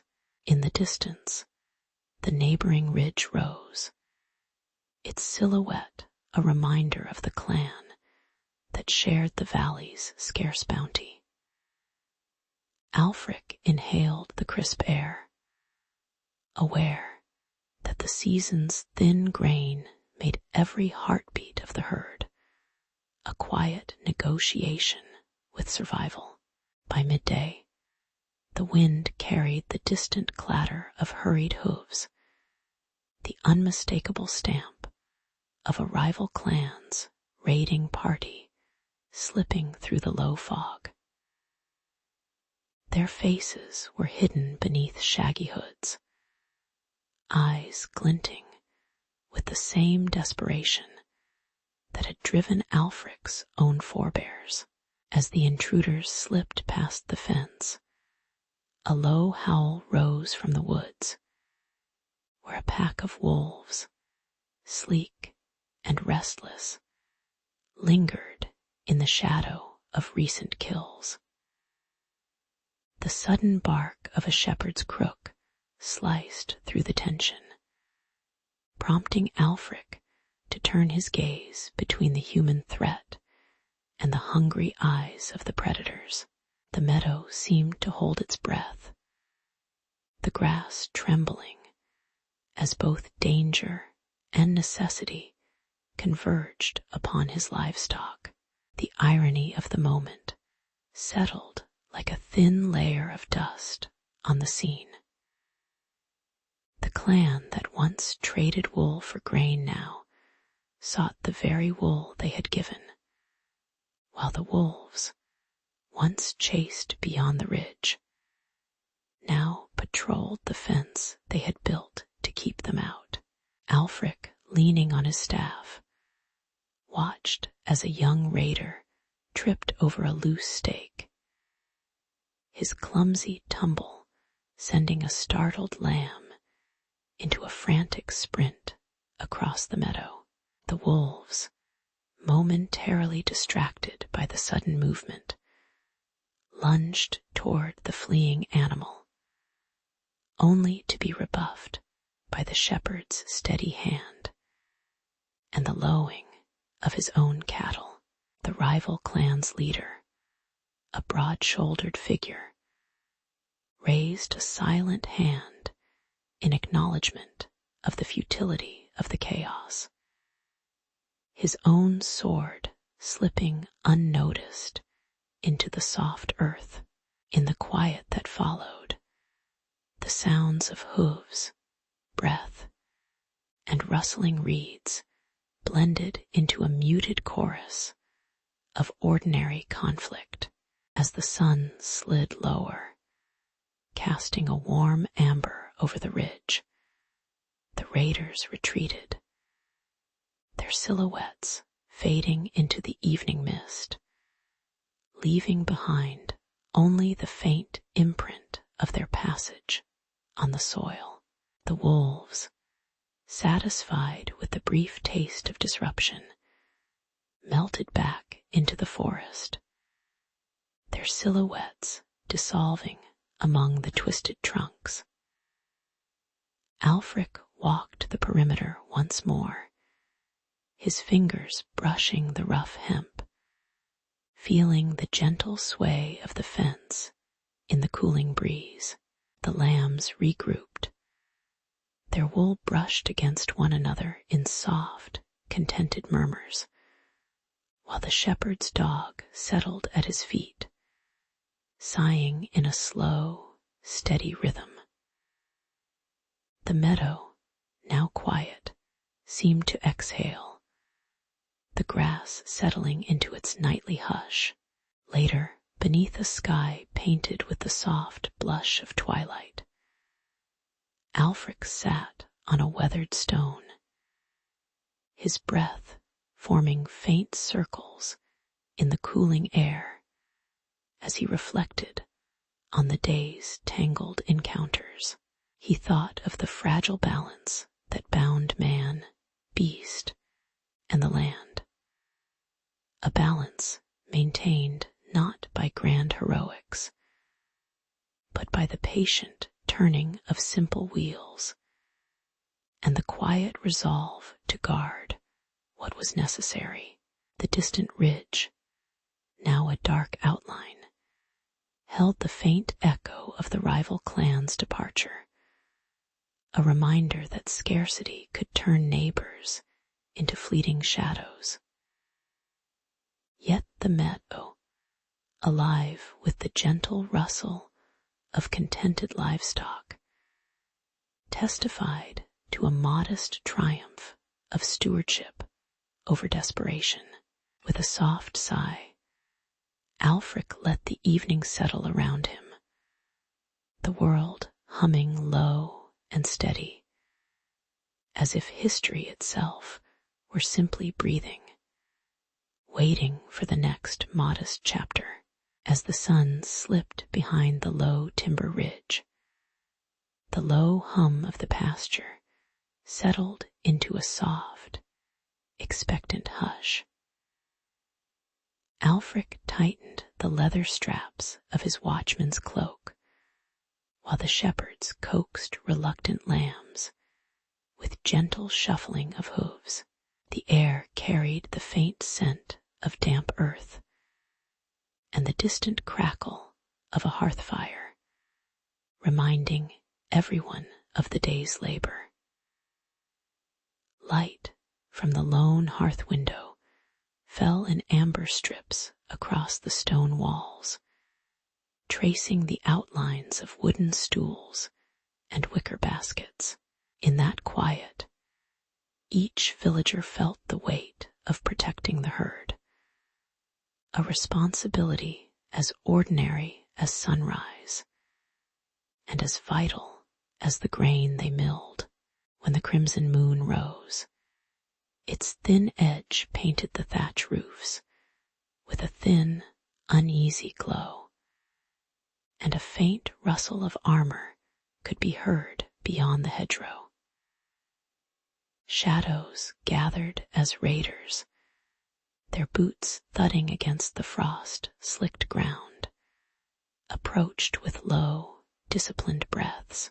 The watchmen tightened their grips on wooden spears, the metal of their buckles cold against their palms, while the shepherds set aside crooks, eyes flickering between the herd and the encroaching darkness. A nervous wind whispered through the grass, stirring dry leaves that fell like soft rain upon the stone paths. Tension rose in measured beats, each heartbeat echoing the distant clang of a distant bell that seemed to count the seconds before the clash. Just as the first clash of steel rang out, a snarling howl split the night, and a pack of wolves burst from the thicket, teeth glinting in the red light. The raiders stumbled, their forward momentum broken by the sudden, feral arrival, while the watchmen found an odd rhythm between defending the herd and dodging snarling mouths. Alfric, recalling an old ash wood technique, lit a thin bundle of kindling. The fire, crackling with a warm, orange hiss that painted the faces of friend and foe alike in soft relief. The wolves, startled by the sudden flames, retreated in a tangled swirl, their fur catching brief reflections of the firelight. In the chaotic confusion, the shepherds reclaimed their crooks, using them both as weapons and as tools to herd the startled animals back toward the safety of the fenced pen. An ironic turn that softened the harshness of the melee. When the last ember faded and the wolves disappeared into the dark woods, a calm settled over the pasture like a cooled blanket. The raiders, their weapons lowered, exchanged weary glances, their breaths forming small clouds in the cool night air before they turned away, their silhouettes melting into the horizon. The watchmen tended to bruised arms, the rough wool of their cloaks brushed against the damp stone, and the shepherds whispered soft reassurances to the trembling lambs, who nuzzled the warm bodies of their caretakers. The fire pit, now reduced to soft orange coals, emitted a steady, comforting heat that seeped into the soles of everyone's shoes. The herd settled, their breathing rhythmic, the meadow scent of fresh hay and earth returning to dominate the night's stillness. In the quiet that followed, Alfric sat on a low stool, his hands still warm from the fire, and listened to the low murmur of the sleeping village beyond the fence. He thought of the delicate balance between human need and the wild's relentless claim, a balance kept not by grand victories, but by small, patient gestures, crooks, fire, watchful eyes. The shepherds, now sipping tea from earthen mugs, allowed the mellow taste of herbs to linger, letting the day's tension dissolve into the gentle rhythm of their breathing.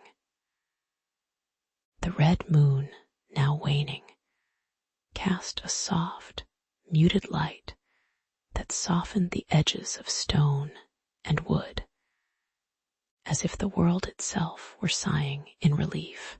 In that moment, the villagers understood that protection was less a battle than a continuous, quiet stewardship, a lesson as enduring as the ancient pasture itself.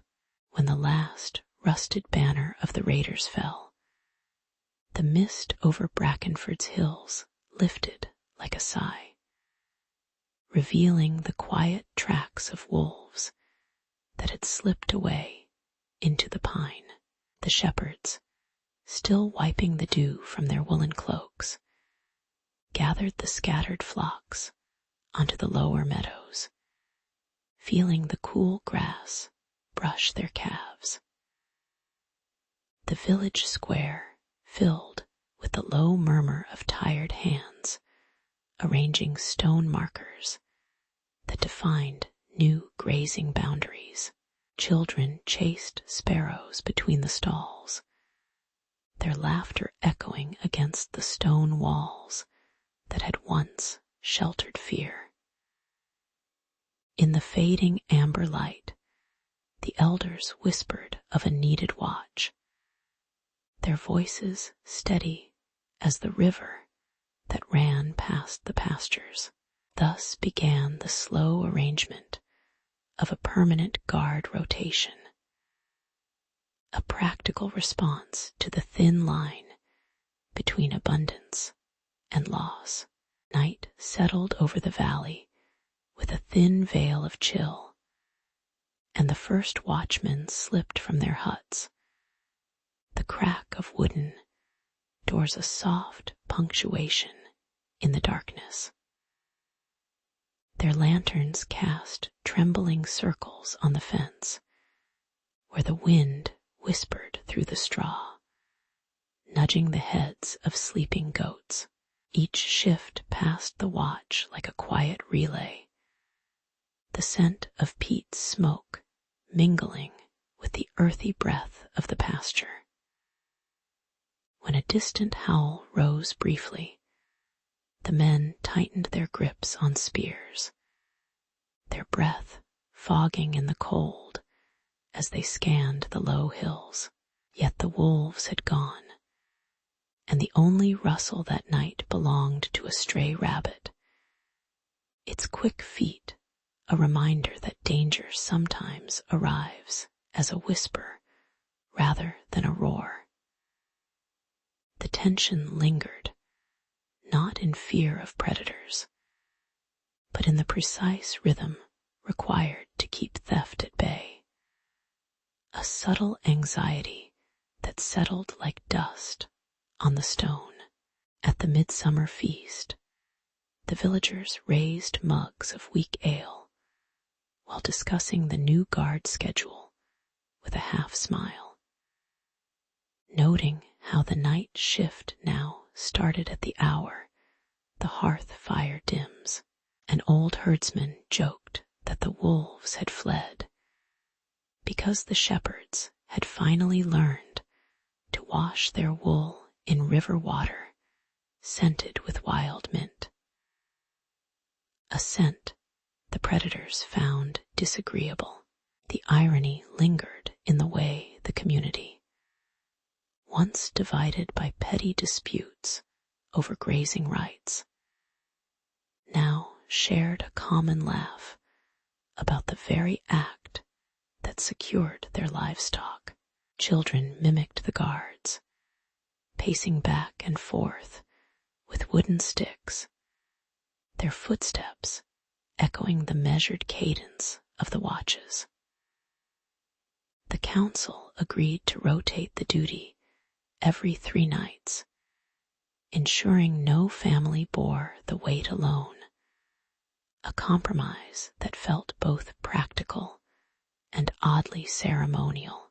The laughter faded into a gentle hum as the sun set, leaving a warm glow that made the shadows seem less foreboding.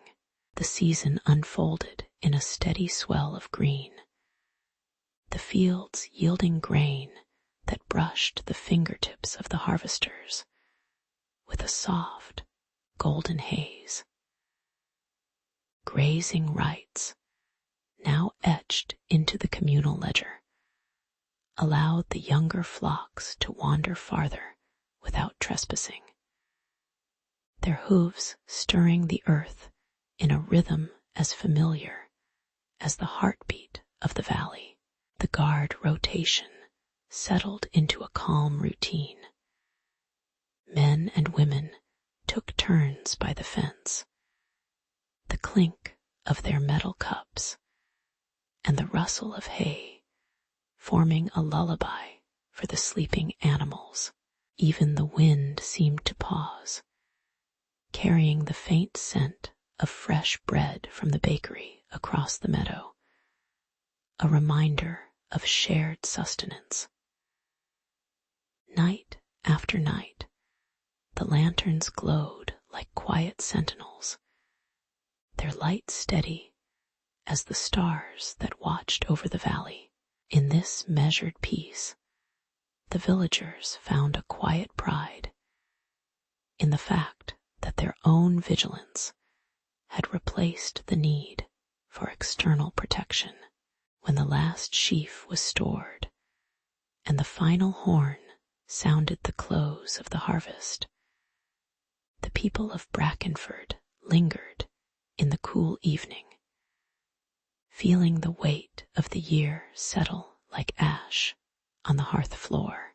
They understood, without grand proclamation, that the community's resilience had been forged not by distant heroes, but by the steady pulse of economic need that compelled them to organize, share, and protect. The guard rotation, once a source of modest tension, now felt like an old, familiar coat, its threads woven through each family's memory.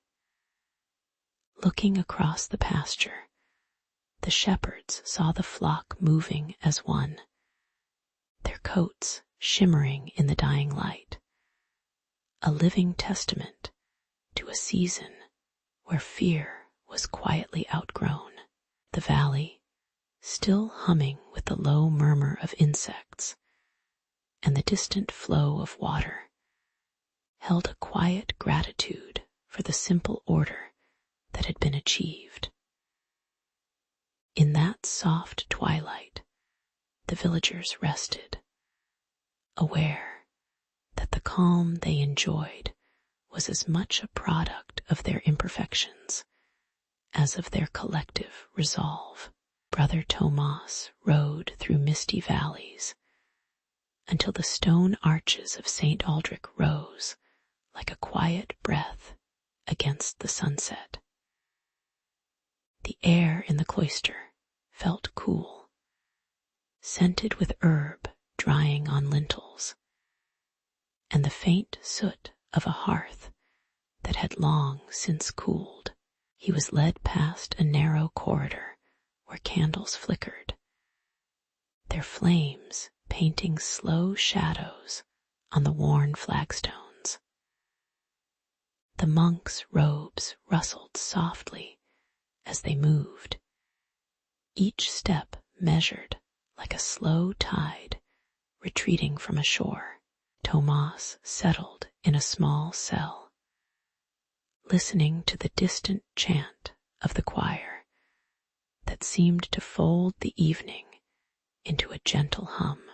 Soon after, a thin voice from the kitchen whispered about a strange practice among some hermits who lived beyond the cultivated fields.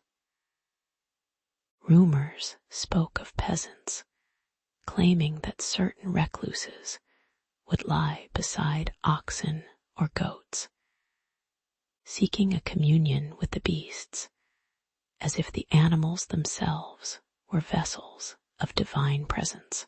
Father Gregory, the abbot, caught the murmurs and called Tomas to the refectory, where the clatter of wooden bowls gave way to a measured conversation. The abbot's eyes, shadowed by the dim light, reflected a quiet firmness as he explained the Church's teaching that the flesh, in its intended order, should not be mixed with such intimate proximity. Yet the murmur persisted, weaving through the evening air like a thread pulled between the stone walls, stirring a subtle tension that settled on the monk's shoulders. The irony lay not in the accusation itself, but in how the very act meant to honor creation appeared to betray the sanctity of the flesh. A paradox the monks noted with a muted smile. Some peasants described a hermit who, after a long day's labor, would rest his head on a sleeping mare, claiming the animal's breath was a reminder of God's steady rhythm. Others recalled a hermit who tended a flock of sheep, then lay among them at night, saying the wool's softness reminded him of divine gentleness. Father Gregory listened, his fingers tracing the grain of the wooden table, and noted that the monks themselves often shared their own small comforts, warm cloaks, stale bread, shared silence, yet never spoke of such animal intimacy. The village gossip, however, continued to ebb and flow like the river beyond the abbey, leaving a lingering chuckle among the older brothers who had seen many such cycles of belief and doubt. As night deepened, the candlelight steadied, and the monks gathered for a modest supper, the clink of pewter plates echoing softly against stone. Father Gregory invited Tomas to walk the cloister garden, where rosemary and thyme brushed his cheeks with cool fragrance. In the dim, the abbot spoke of balance, noting that reverence for creation could be expressed through tending the earth, not necessarily through shared sleep. He described how the monks' manual labor, mending cloaks, grinding grain, carving simple crosses, was their quiet dialogue with the world, each motion a modest prayer. The conversation settled like dusk, leaving Tomas with a sense that the controversy, though whispered, was part of the larger tapestry of human search for meaning, stitched with both reverence and folly. When Tomas retired to his cell, the stone floor felt cool beneath his satchel, and the soft rustle of night insects blended with the distant lowing of cattle across the meadow. He reflected on the blurred faces of saints and prophets, forever hidden in candlelight, and considered how each generation interprets the boundary between body and spirit. The silence of the abbey wrapped around him, a gentle reminder that moral debates, like the slowly turning wheels of a watermill, continue long after the initial splash of controversy fades. He drifted to sleep on a narrow wooden bench, the scent of incense lingering, his thoughts as calm as the slow breath of the wind across the courtyard. In the quiet, the monastery seemed to hold its own modest answer, to observe, to tend, and to rest, letting the world turn at its measured pace. Brother Tomas slipped through the narrow arch of the stone well, the evening air heavy with pine and damp earth.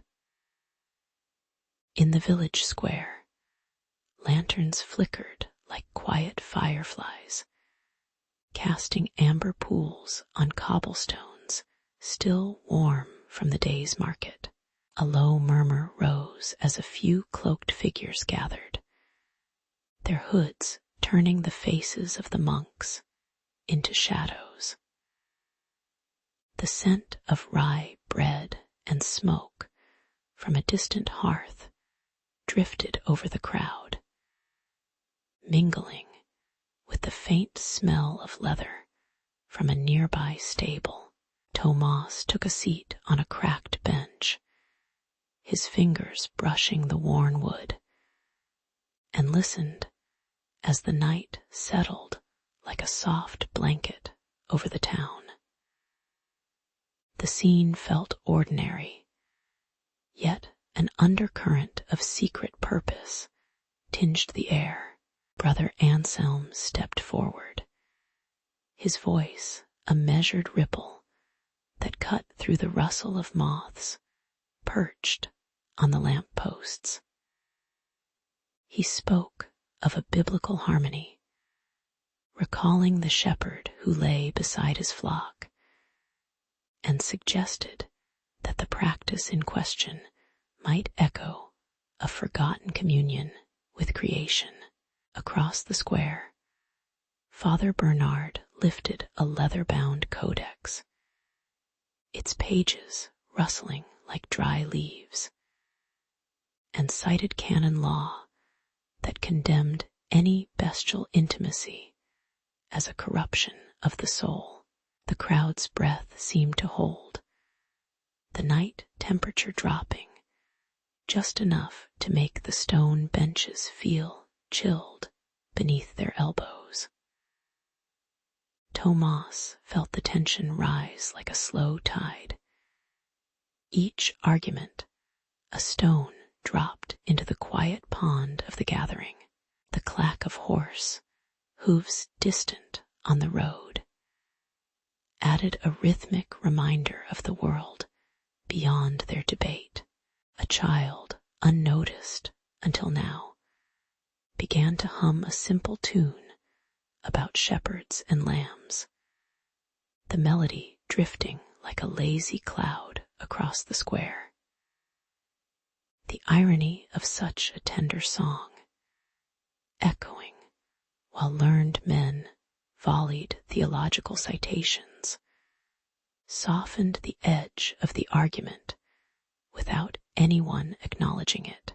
Anselm's eyes, half hidden beneath a brim, lingered on a goat tied nearby, its rough coat glinting under the lantern light, and he whispered that even the animal might seek grace.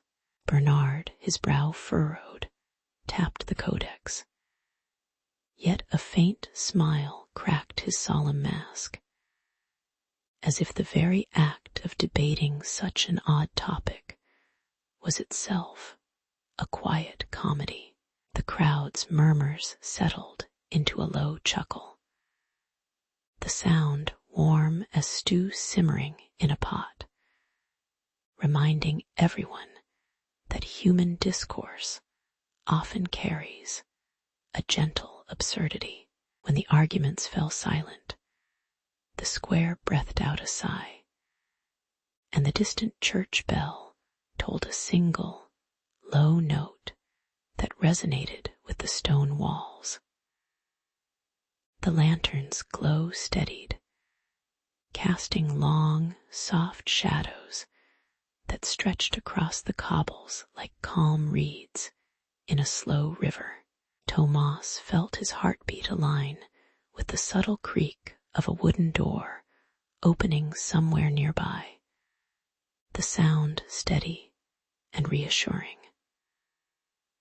A stray cat brushed against his leg, its fur warm against his ankle, and he brushed it away with a tender touch, the gesture simple and unremarkable. The night air grew cooler, carrying the faint scent of lavender from a window garden, and the gathering dispersed quietly, each figure retreating into the night with measured steps. Later, Tomas walked home along the muddy lane, the moon a pale lantern hanging low over the fields, and contemplated the night's discourse as the rhythm of his boots matched the pulse of the earth. He considered how the clash of doctrine and compassion revealed the thin line humanity walks between reverence and restraint, a path worn smooth by countless generations. The blurred faces of the saints and scholars he imagined, shadows caught in candlelight, reminded him that true understanding often hides behind veiled certainty. He paused before his modest cottage, feeling the cool stone of the doorway against his palm, and sensed that the moral questions lingered like the lingering scent of incense after a service. In the quiet of his modest room, with the fire's ember glow warming his cheek, Tomas allowed the story of the evening to settle like dust on an old manuscript, gentle, unfinished, and quietly instructive. At the first light of a misty autumn, the abbey courtyard echoed with the soft clack of wooden shutters as Abbot Thurl summoned Lothar, a shepherd whose weather-worn hands still bore the scent of heather. The stone hallway smelled faintly of incense and damp wool, and the air carried the low murmur of goats that wandered nearer the cloister walls. Lothar entered the modest hearing chamber. His goat, a speckled animal named Mira, quietly nestled against his coat, as if drawn by the same uneasy wind that rattled the stained glass. He bowed his head, the weight of his simple woolen habit pressing against his shoulders, and offered a quiet explanation that the goat's presence soothed his restless spirit each night. The abbot, his face hidden in the soft shadow of the candlelight, listened with a measured patience that seemed as old as the stone itself. The inquisitors, seated on rough benches, unfurled thick leather-bound treatises that crackled like dry leaves, each page dense with Latin passages on purity and the sanctity of the human body.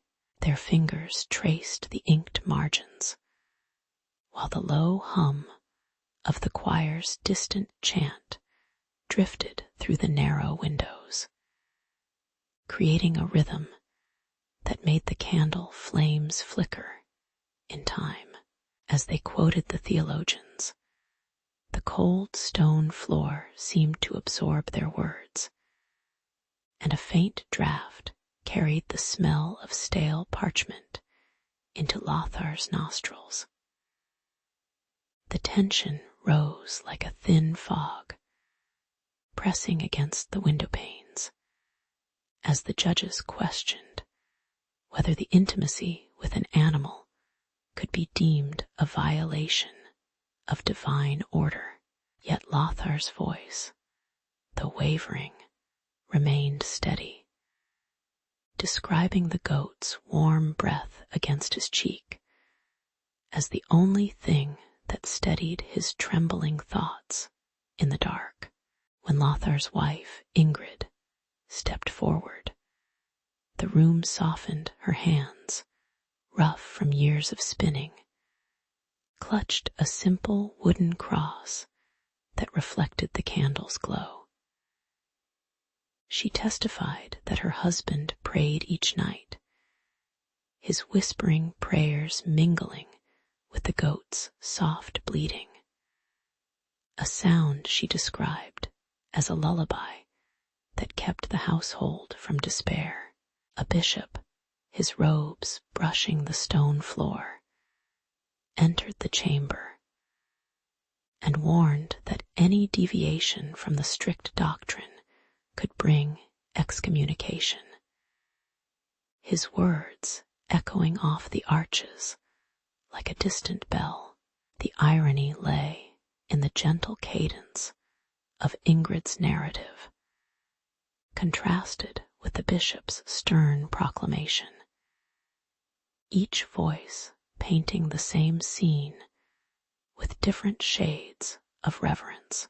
As the bishop's shadow fell across the parchment, his face remained blurred, concealed by the dim light, leaving his intent to linger in the quiet space between sentences. When the deliberations concluded, The gathered clerics filed out, their sandals echoing softly, leaving Lothar and Mira alone in the cool hush of the nave. The goat settled beside the stone altar, its wool brushing against the cold marble, while Lothar traced the grain of the wooden bench with his fingertips, feeling the grain's steady roughness against his skin. A faint breeze slipped through the open shutters, carrying the scent of pine and the distant murmur of a stream. And the chapel's candles burned low, casting a warm amber glow that seemed to linger on the edges of the scene. In the quiet, Lothar's thoughts drifted to the simple rhythm of his daily walks, the steady clop of hooves on the path, and the way the night sky had always wrapped his world in a gentle veil. The moments stretched, neither accusation nor absolution dominating, just the soft pulse of ordinary life breathing through the stone walls. When the abbot finally rose, his silhouette framed by the waning light, he spoke in a tone that felt more like a sigh than a decree, noting that the boundary between reverence and comfort was often drawn by weary hands. He reminded the gathered few that history, like the slow turning of a millstone, records not only grand sermons, but also the humble gestures that keep a heart from breaking. Lothar knelt, the goat's head resting against his thigh, and felt the quiet acceptance settle over him like a soft blanket of dusk. As the chamber emptied, the lingering aroma of incense mingled with the earthy smell of straw, leaving a lingering sense that human imperfection and gentle companionship are threads woven through the same tapestry. The story, recorded in the monastery's modest chronicle, would later be read as a reminder that even the most mundane alliances can whisper lasting truths about mercy and endurance. The rain pressed against the stone walls of St. Marian's Chapel as thunder rolled low over the valley, and the candlelight flickered like hesitant thoughts. Brother Tomas, his habit damp at the hem, entered the nave to seek shelter from the dripping cold, his boots echoing on the cold flagstones. In the far corner, Lothar knelt beside a thin goat whose breath steamed in the chill, the animal's soft, bleating barely audible over the storm. The goat's fur was speckled with mud, and its eyes reflected the dim glow of a single waning candle.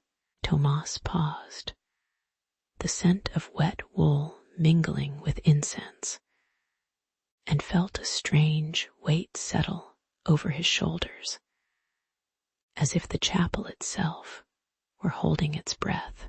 A voice broke the hush, trembling with something between accusation and curiosity, and Tomas stepped forward, his rosary slipping between fingers.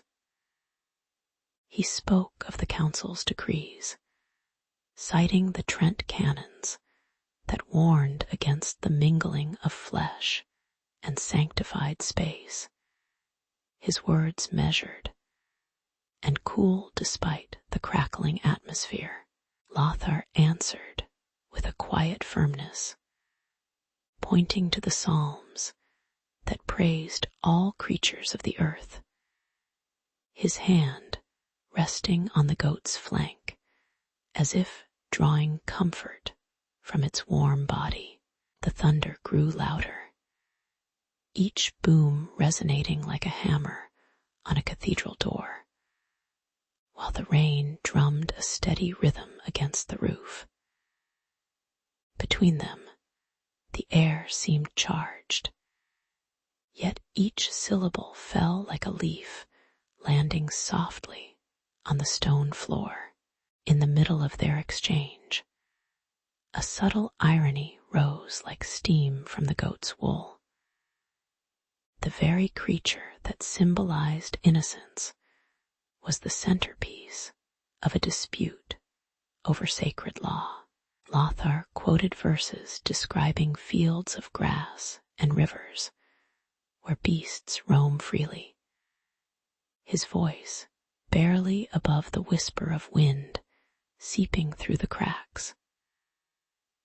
Tomas, his brow furrowed, recited the council's condemnation with a steady cadence, his tone reflecting the weight of centuries of doctrine.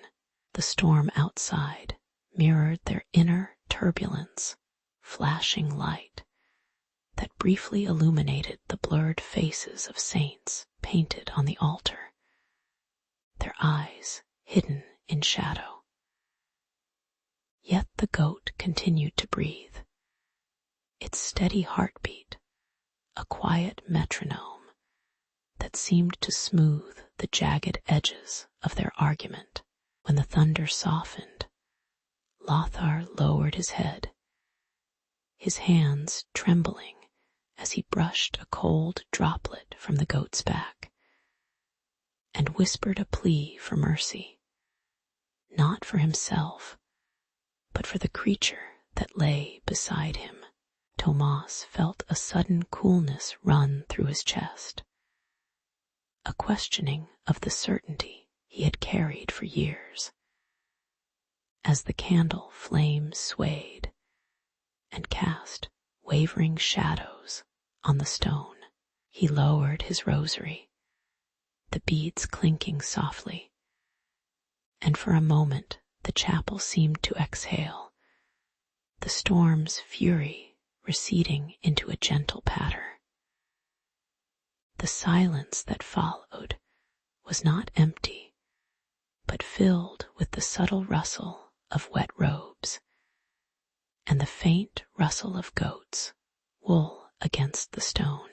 Tomas stood still, his eyes tracing the faint outline of the goat, acknowledging a shared vulnerability that neither doctrine nor storm could erase. Later, as the rain dwindled to a mist, Tomas and Lothar left the chapel together, their steps synchronized on the slick cobblestones, the goat trotting obediently beside them. The sky cleared to a muted amber, and the distant roar of thunder became a memory, like a page turned slowly in an old manuscript. In the quiet of the village square, the two men exchanged a nod, each carrying a different but softened conviction, their faces still unseen beneath the hooded hoods. The modest hearths of nearby cottages glowed softly, inviting weary travelers to rest, while the chapel's doors remained ajar, allowing the cool night air to linger. The night settled into a gentle hush, where the moral weight of the encounter settled like dust on ancient stone, unnoticed, yet undeniably present. The stone hallway of St. Aldrich's Abbey smelled of damp incense and cold earth as Lothar slipped through the narrow archway, his cloak still heavy with the chill of the night. Word of his nocturnal companionship with a farm goat had traveled faster than his footsteps, reaching the bishop's quiet study where candlelight trembled against the vellum. The bishop, whose face was never fully seen, hidden in the folds of shadow, listened to the monk's hesitant confession, the rustle of parchment punctuating the still air. He lifted a cracked wooden bowl, feeling its cool surface as he considered the old canon that spoke of respect for creation, without specifying the form of that respect. Around them, the cloister courtyard lay silent, the stone benches damp, a lone sparrow fluttering against the dimming sky.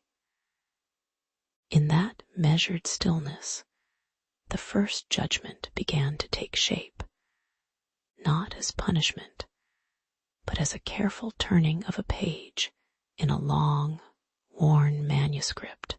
A council of senior monks gathered in the refectory, the long table strewn with ink pots and half-eaten bread, their murmurs low like wind through dry leaves.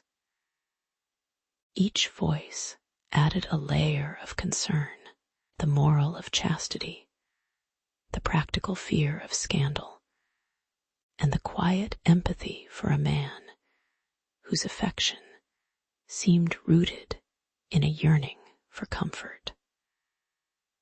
The bishop tapped his knuckles on the arm of his chair, the sound echoing off the stone walls, and the temperature of the room seemed to rise just enough to make the candle flames wobble. He asked, without accusation, whether the act transgressed the boundary between reverence and desire, his eyebrows barely visible beneath the hood that concealed his features. A younger brother whispered that the goat had been a familiar companion in the fields, its warm breath on Lothar's hands a reminder of the earth's simple kindness. The tension settled not in anger, but in a weighty pause, as the choir of monks considered how doctrine could bend without breaking.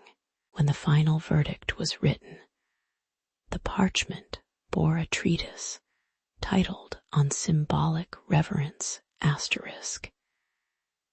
Its introduction, phrased in a tone as gentle as the rustling of cloth, it declared that love for the creature must remain visual, tactile only through the eye's gaze, not the body's press, a line that seemed to smile at the very idea of a monk hugging a goat. The bishop signed his name with a slow, deliberate stroke, the ink drying to a soft amber that matched the dusk outside the window. In the margins, a scribe doodled a tiny goat looking up with an expression of innocent bewilderment, its face blurred by the pen's quick swipe. The irony lay in the calm humor that the law now required a symbolic distance, as if the universe had politely suggested a polite nod rather than a kiss. The monks read the words aloud, their voices low, and the courtyard stone seemed to absorb the subtle chuckle of history. Lothar accepted the penance, kneeling on the cold stone floor, the rough wool of his habit brushing against his skin, and whispered a quiet promise to channel his affection into the care of the abbey's garden. Each morning he tended the herb beds, feeling the damp soil glide through his fingers, the sun's warmth softening the chill that had lingered since the council. Brother Tomas watched him from the doorway, the soft light casting long shadows that hid his own face, and noted the steady rhythm of Lothar's work as a new kind of devotion. The abbey's dining hall filled with the scent of broth and freshly baked rye. The clink of wooden spoons a backdrop to the peaceful routine that resumed. Even the goat, now kept in the pasture beyond the wall, grazed quietly, its gentle bleat echoing faintly across the fields, a reminder of the past without intrusion. Life settled into a measured cadence, the earlier storm of controversy fading like the last notes of a chant at sunset. Months later, Brother Tomas inscribed the entire episode into the chronicle, his quill moving with a steady, almost sleepy tempo, the ink forming lines that would outlive the stone walls. He described how doctrine, desire, and compassion had intersected, noting that the blurred faces of saints and bishops often guarded more than just mystery. They shielded the humility of those who speak. His words carried a soft irony, acknowledging that the greatest reverence sometimes lies in restraint, a lesson learned under the muted glow of candlelight. The entry concluded with a simple observation that the human heart, like the abbey's ancient beams, bears the marks of both pressure and shelter, and that peace resides in the spaces between. As the night deepened, the quiet of the scriptorium wrapped around the monks, the faint scent of parchment mingling with the distant rustle of wind through the cloister's arches. In that hush, the story settled into the annals, a modest reminder that even the most peculiar of conflicts can resolve into calm, reflective understanding.